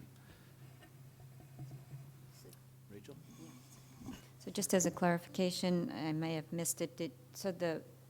Was water considered a ingestive behavior then? Yes. So that may also be something that's changed in how we've measured this across time, I'm assuming.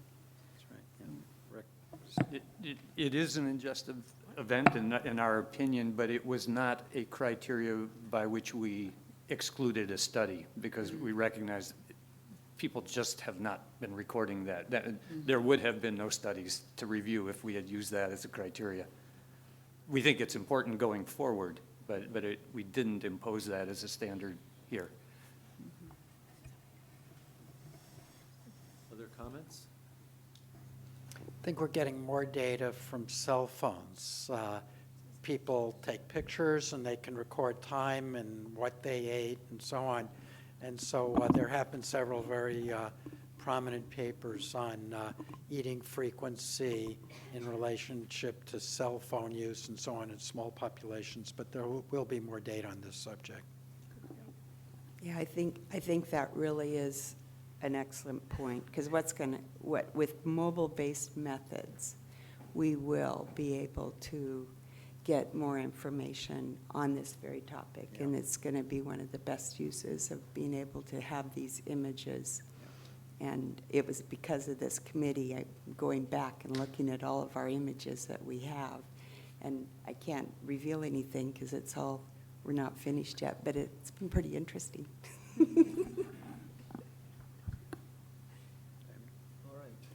Jamie. So, Jamie, one other question on the results related to the 5 studies in adults where 3 studies were positive or had a positive association. I think you mentioned that there were challenges because they used a variety of different measures or outcomes related to growth, size, and body composition. Were any of those, did any of them have any similar outcomes across those 3 studies, or are we talking about, differences in, sub-Q fat versus, weight or BMI or? I want to say they were mainly BMI, as I recall. Is that, maybe we can get an answer to that, but I think they were primarily BMI.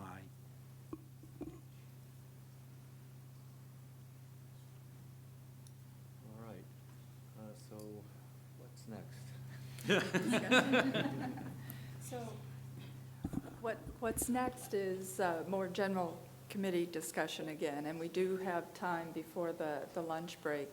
So, again, we heard quite a few of our subcommittees yesterday, the additional 2 today. So I'd just like to take whatever time we have to kind of go around, and I'm going to strategically start with Jamie. So, again, any observation relative to the subcommittees you've been hearing from, but also as you think about it in the larger context, it's just helpful for our overall discussion. Yeah, I haven't had much time to think about this, but I think what keeps coming to my mind is how consistently each of the committees are saying that there's some very specific limitations, particularly around assessment of diet. And I think that as we think about this individually as committees, then thinking about what that is cutting across all of these committees, and that those should be our real big priority recommendations for moving forward. So, Elsie? Nothing to add. I think some of the most telling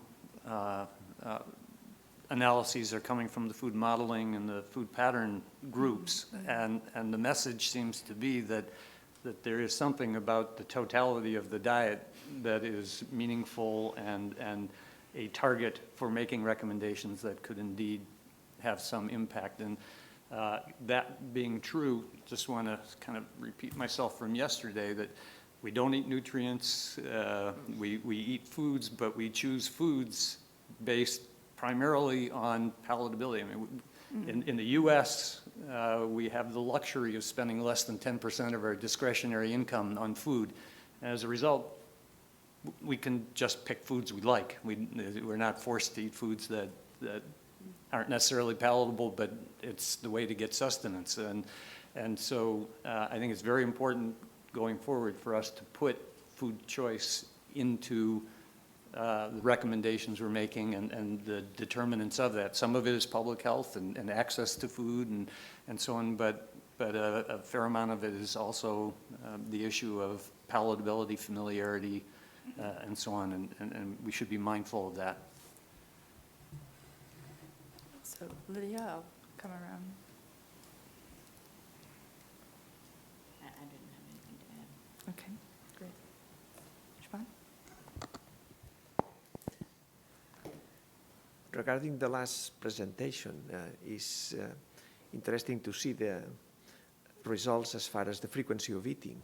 But unfortunately, since that was not your primary question, I mean, the thing that is more now of interest to the general public, that is the timing of eating and intermittent fasting, I mean, was not considered. So I'm afraid that maybe the general public will get no guidance from this committee at this point, that I think this is an urgent issue, because it's becoming very widespread, not only in the popular media, but I mean in many segments of the population. That's one aspect that we really certainly have to include in the next dietary guidelines on that. The other issue is clear, based on the presentations yesterday, that the average American diet is needs much for improvement. That it is across age segments, that is not any particular age, is for both genders, and I would say that is pretty much also across ethnic or social groups.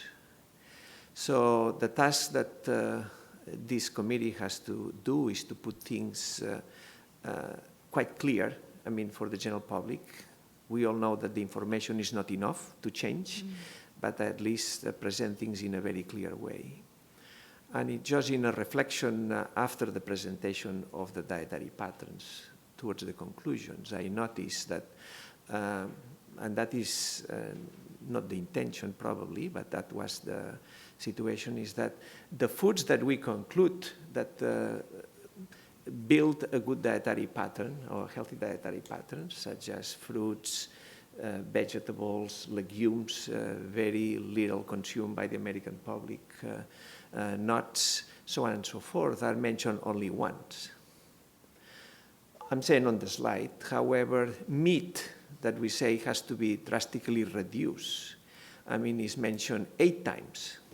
I know that in the context of high versus low and lean and all this, but I mean, just from the psychological impact, anyone reading these recommendations, if a word is repeated 8 times and other words is only repeated once, I mean, the implicit psychological message is that one food is much more important than the other one. So we have to be aware in the way that we deliver the message, even though everything written I subscribe and I agree and I think is appropriate. I mean, just the psychological impact, I mean, how we deliver the message, I mean, may have tremendous effect. So we have to be careful in the way that, I mean, we phrase our recommendations. Just a comment for clarification from the Eating Frequency Subcommittee. We did, in fact, include studies, we set out to include studies that had meal skipping or intermittent fasting. They didn't meet our criteria. So it wasn't that they were excluded because they were in intermittent fasting or meal frequency, but if they didn't include 24-hour eating, documentation of eating frequency over a 24-hour period, they were excluded. So just a point of consideration. It was part of our what we set out to do, but there were no studies that adequately documented eating frequency across the day. And so just a point with that. And then, just some other things that came to mind, kind of going on to what Rick had said. We think of it in terms of dietary patterns, and then it's really about recommending the foods. But then I think for us, it's then, people are eating foods, but then there's very specific times that they're eating them. And so it's, how much should they eat them at one eating occasion and what time? And so I think that's why, just going back to eating frequency, I think that is an extremely important topic along with timing. The data right now just isn't, we're not able to put that in. And I think in some regards, it comes full circle, right? Back in the day, there were examples of what a day should look like in terms of meals and snacks and what the foods are within that. I think we've gotten away from that and focused about dietary patterns, which are important. But then I think from a general public standpoint, it's really, here are the foods that are the most healthful, and we're recommending them. But then that next piece is, how do you get them into, the timing and the frequency? How do you make that more optimal? And we're just, I think from what we've gathered so far, we're not at that point yet, but I think that's really a good future recommendation. And then another part that our Eating Frequency Subcommittee always joked about is there's a lot of data that that we think is out there from an eating frequency standpoint, but the articles that are published didn't report them. So generally anybody that has 3 days or 3 days of eating, whether it's a food record or recalls, they have the eating occasions. But when you look at the publication, that wasn't their point of examination, and so it was really about energy and macronutrient composition and so forth. And so we said there might be a lot of retrospective analyses coming out from something like this, but there is a lot of data, I think, that's there. It's just not published in that manner. So even just recommending the thought of thinking in terms of eating frequency, I think, can be really helpful. Jamie, Ard, so a couple of thoughts related to this morning, maybe some integration from conversations yesterday. So I think it's a big deal that we actually have all-cause mortality as an outcome, and we've got a really nice body of literature related to that. That is the ultimate outcome, right? And I think, being able to speak to that in a way that, has a strong level of evidence behind it with regard to the grade is something of an anchor point potentially. And then, building on that, if we think of the diet pattern concept as being an organizing theme that then, goes from that, right? It's related to a very strong outcome, positive effects consistently. And from Rick's earlier question about this idea of being able to quantify the dose-response relationship and being able to give, a sense of a public health type of impact. In the same way we know reducing blood pressure by 2 millimeters of mercury across the population has these, projected large impacts on cardiovascular disease events. If we were able to, incorporate some type of assessment that says, we shift the population intake in this way towards a healthier pattern, again, whatever it's called, then that has the potential to have these types of public health impacts on chronic, nutrition-related chronic disease and longevity. I think that's pretty important to be able to try to get to.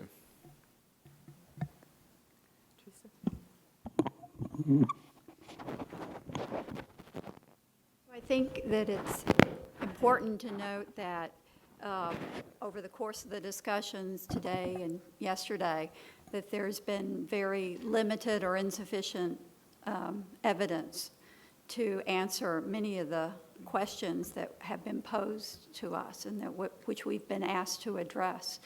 So there's very limited evidence, and so this gives us an opportunity to provide the scientific evidence for the questions that have been posed, and then to talk about the research needs that the scientific community can address. Where do we need to go in the next few years to answer some of these questions so that there will be the scientific information available for the next Dietary Guidelines Advisory Committee?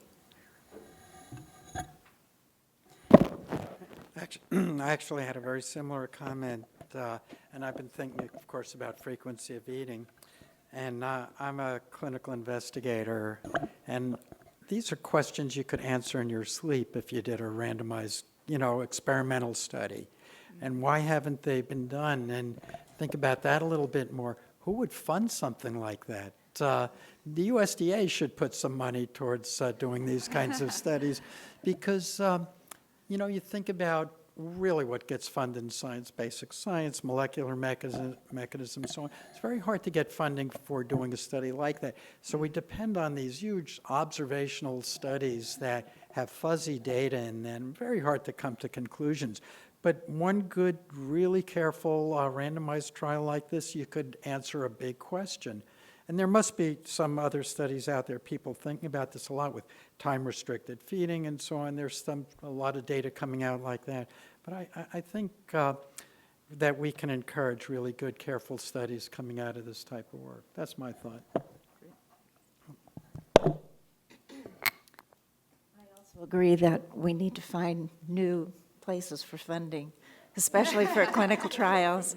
I think, too, and this is echoing back to what Jamie said, but I was thinking about this, too, before he actually mentioned it, the idea of coming up with, you know, what I might call some sound bites from our research that would talk about the public health impact of things that we're finding, I think is incredibly important and something we should think about. Definitely with dietary patterns. Sorry.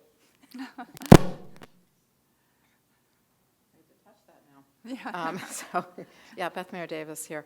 So I had a couple of thoughts about what we will sort of do with our notion of dietary patterns and the hierarchy of patterns, foods, nutrients. And there's a couple of things I would think, you know, for our committee's consideration, as we continue to look at the literature, to look at the studies, but with an eye to the dietary pattern, the ways of eating for the study, which may not be the focus, but to be able to say, well, what does it mean that this was a study conducted in Italy, this was a study conducted in a small community in rural America, you know, whatever it might be, so that we sort of keep in our mind, you know, what some of those implications might be, which is, you know, not something that can be done with you know, scientific rigor, but I think would at least help us with our thinking.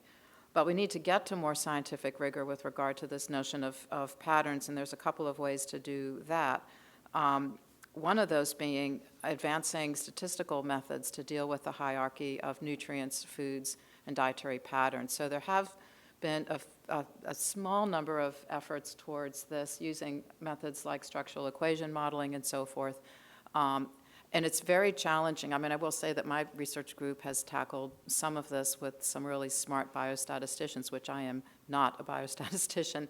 And, you know, there are some real challenges with that, but I do think that that's an area of research, you know, that, you know, really would be very important, I think, at this juncture. One thing that we can do, you know, and possibly in the future for the next dietary guidelines, because there's only so much time in the day for Reagan's committee to work, you know, would be to think about, you know, in various subpopulations, particularly subpopulations at especially high risk for certain diseases like type 2 diabetes, or certain populations where food access is a problem. So groups with lower socioeconomic status markers, to do some modeling in those groups to understand, well, what would be the foods of those that are actually consumed in those particularly vulnerable populations that are contributing to healthy or less healthy overall dietary patterns, so that you can start to think about how some of this work would be translated relative to public health impact and effect. Another kind of practical thing is to think about food labels. We had some discussion at the break thinking about really the utility or potentially lack thereof for a nutrient-based food label. And could that be complemented by, or getting really far out there, replaced by labels that are food-based to help people in making decisions about food choices that aren't grams of carbohydrate, number of calories, and so forth, which in some individuals, that's important information. You know, but just to at least complement that, you know, with maybe a much more food-based approach, you know, thinking about wanting to, you know, provide assistance in guiding people with choices towards a healthier pattern. You know, because you see some, you know, if you look at labels of some of these bars, you know, and people maybe are choosing, oh, this has a higher number of grams of protein, and this is replacing my lunch, so I'm going to go for that, when really the second ingredient is cane sugar. You know, so, I mean, and comment on these labels. I confess I've looked at some of the labels. You know, so, but I do think that, you know, the whole purpose of this committee is about dietary guidelines for Americans, and how can we provide, you know, rigorous science-based evidence, you know, towards providing guidelines about what people could eat, and how, you know, federal food policies can facilitate improved choices for people. So those are just some of my thoughts about how to, get to this notion of dietary patterns, both from a scientific perspective and also from the perspective of implementation eventually.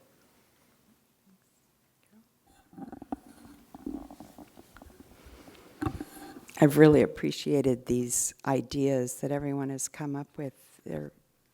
It's an enjoyable conversation to listen to. I think I'd gone over some of these yesterday, but it just sort of screams out. Our food supply is changing constantly at the moment, and the beverages group really pointed that out. And I believe that we have to somehow try to start a system of documenting exactly what makes now a beverage, since we have more beverages now that are beyond soda. It's an interesting phenomena, and it's rather complex. But somehow, if we can get it started, I think it will help moving into the future, because I don't see those going away. And then with frequency of eating, I do believe we have a responsibility to put in some guidelines to make sure that there's some type of what would make the best approach to doing frequency of eating. And I do think that these mobile-based methods that we just talked about a little bit ago, they can capture the frequency of eating, and they also will give you a timestamp. And so we weren't able to get that time stamp, but that's the beauty of these mobile-based methods. If you're doing frequency of eating, all that can indeed be captured. And I think that's my last one. Yep. Do you want to comment now, or do you want to comment later? I just wasn't sure if you were timing.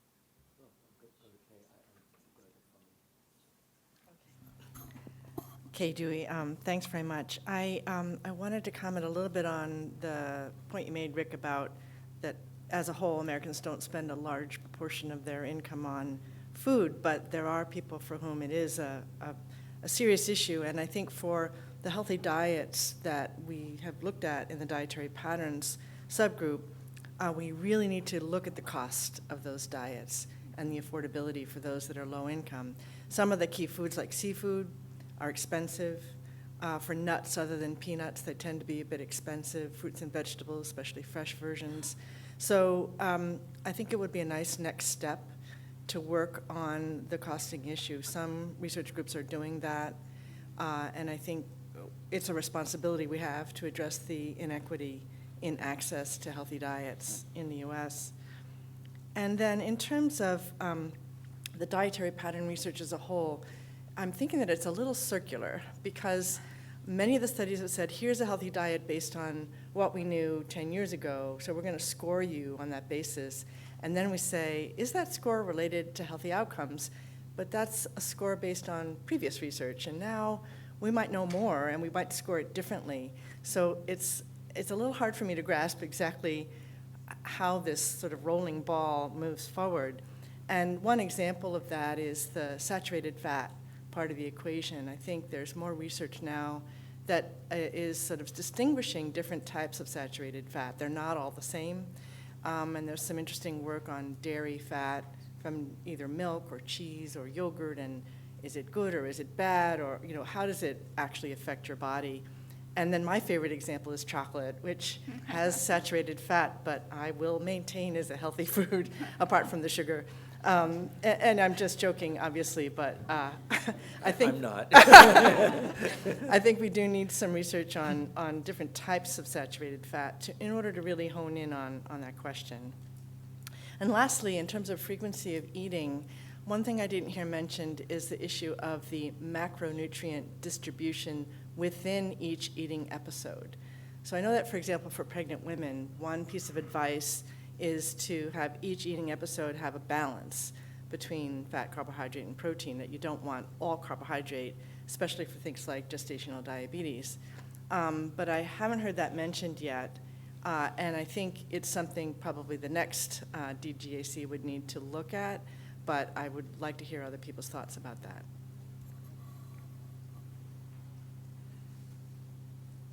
Chair Donovan, I guess I was thinking about, the life course, that sort of approach that we're taking. And I really am supportive of that. And Jamie's gone now, but her comment that, our teenagers, our teenage girls who are showing very poor dietary patterns and intakes are our future mothers.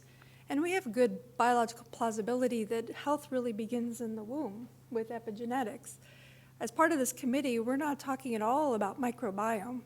And that's an area that's clearly emerging. By the next version, I think hopefully we'll have a better understanding of how diet, because that's really at the nexus between dietary intake and so many of our health outcomes. And so I guess there's kind of two comments. One, as we take our life course approach, I really do want us to think about, starting at the very beginning, which involves that gestating mother and her diet and her conceptual health.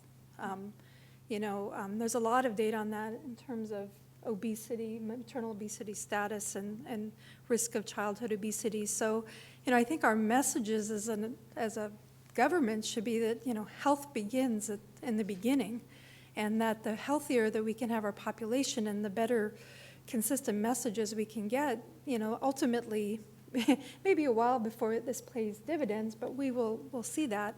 But I also want to make a comment is that as we brought in the B24 in particular and pregnancy and lactation, two things. These are unique needs. And so if we say that infants need a special kind of diet, it's because their needs per kilogram body weight or at specific life stage or women during pregnancy are going to be different. So if we, talk about different foods differently in these age groups, then there's a biological reason for that. So, we need to integrate, but we also need to understand these unique needs. And we heard, for example, in the elderly, maybe they're not getting enough protein. So, working that in. So, that's kind of where I'm thinking as we start to integrate these new areas, how to integrate, but also, maintain the unique needs and how those then can feed into public health recommendations and, programs to support. And, your comment about, and mine yesterday about food insecurity and thinking about the example of the nice plate with salmon on it. It's like, well, that's a very expensive food for very many people, So I think it's our responsibility to not just come up with the ideal diet if it's, first of all, not palatable for many people, but we can train little kids to like foods too, right? One of the systematic reviews involves even exposure in utero to flavors. So, really, I want us to think broadly. And I also want to say that, for our committees in particular, there's a lot of insufficient evidence for the specific questions that we ask. But there's still a lot of other government recommendations and a lot of other information out there about feeding children. And those will certainly be, worked into our discussions. So we'll represent the systematic reviews that we did, but we'll be working within the context of the broader knowledge in these areas. I'll echo a lot of that. One thing I've been curious about is how we engage people to make different food choices. So consistently across time, we've identified fruits, vegetables, whole grains, legumes, for you, John, as foods to encourage. But looking at the adherence to those, Americans aren't eating that way. And so do we need to be working with behavior specialists or other types of scientists to help engage the public, especially given the severity of the chronic diseases that we talked about yesterday? We really have to figure out some strategies to get people to change.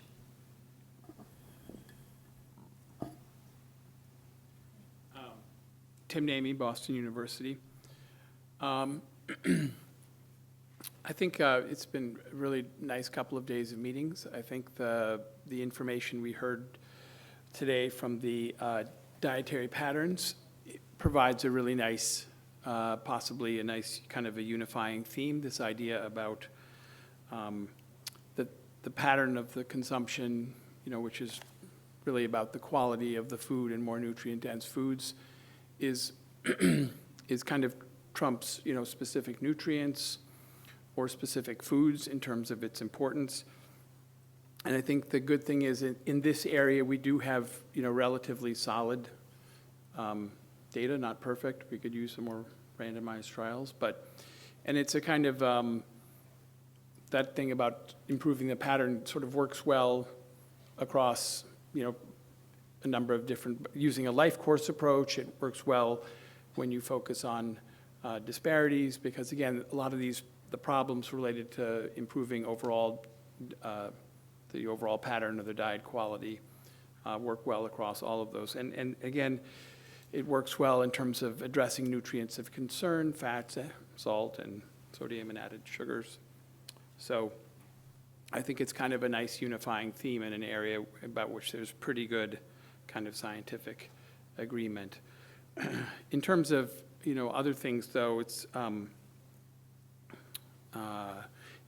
in terms of helping the public, the idea of making things very concrete for people, or really, if this is kind of our approach or a unifying theme, how we kind of put flesh on the bone for people in terms of thinking about changes that they could make.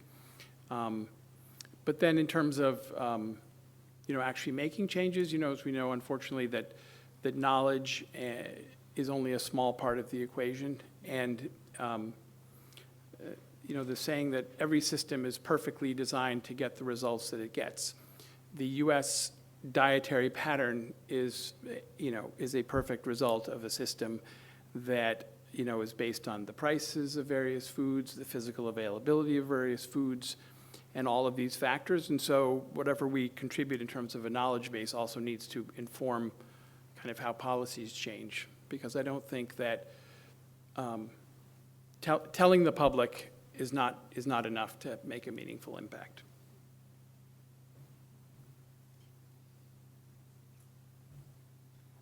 Botany, I appreciate everybody's comments. The one maybe additional area I'm thinking about is, as we move towards food patterning, and our challenge is really to do both the breaking down and the putting back together, and thinking about the methods for that, both for recommendations for research, as well as, importantly, for communication to the public.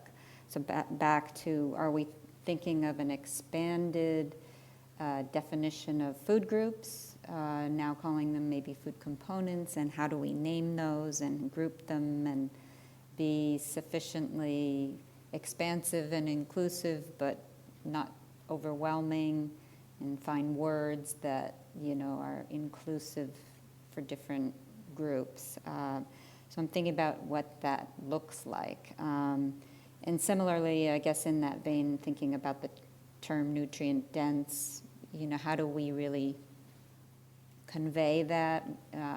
Is there like an index we could develop? But again, both for research and for communication, how does someone in a store identify a nutrient dense food? Or so just some of the both practical realities, but I think they have research implications too. The more we can develop these things and even develop some commonalities in methodology, so that we have a body of evidence to look at as we go forward. So that's what I'm thinking about right now.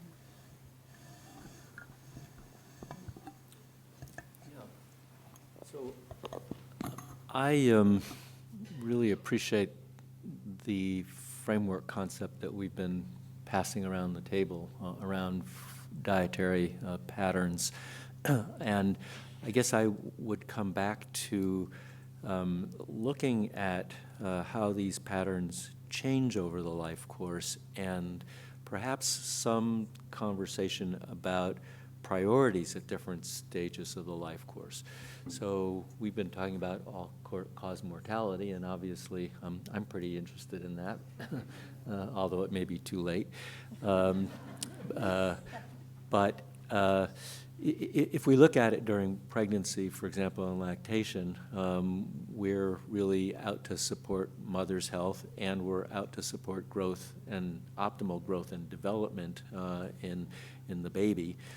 If we look at it in the baby, we're trying to support optimal growth and development, and that may actually be the first priority, at least for most parents it is. And that may coincide we may be able to do that at the same time that we promote long-term health, but we should at least acknowledge that. And there are natural periods of transition across life stage, total dependence, independence, entering school, leaving the home, entering the workforce, and so on.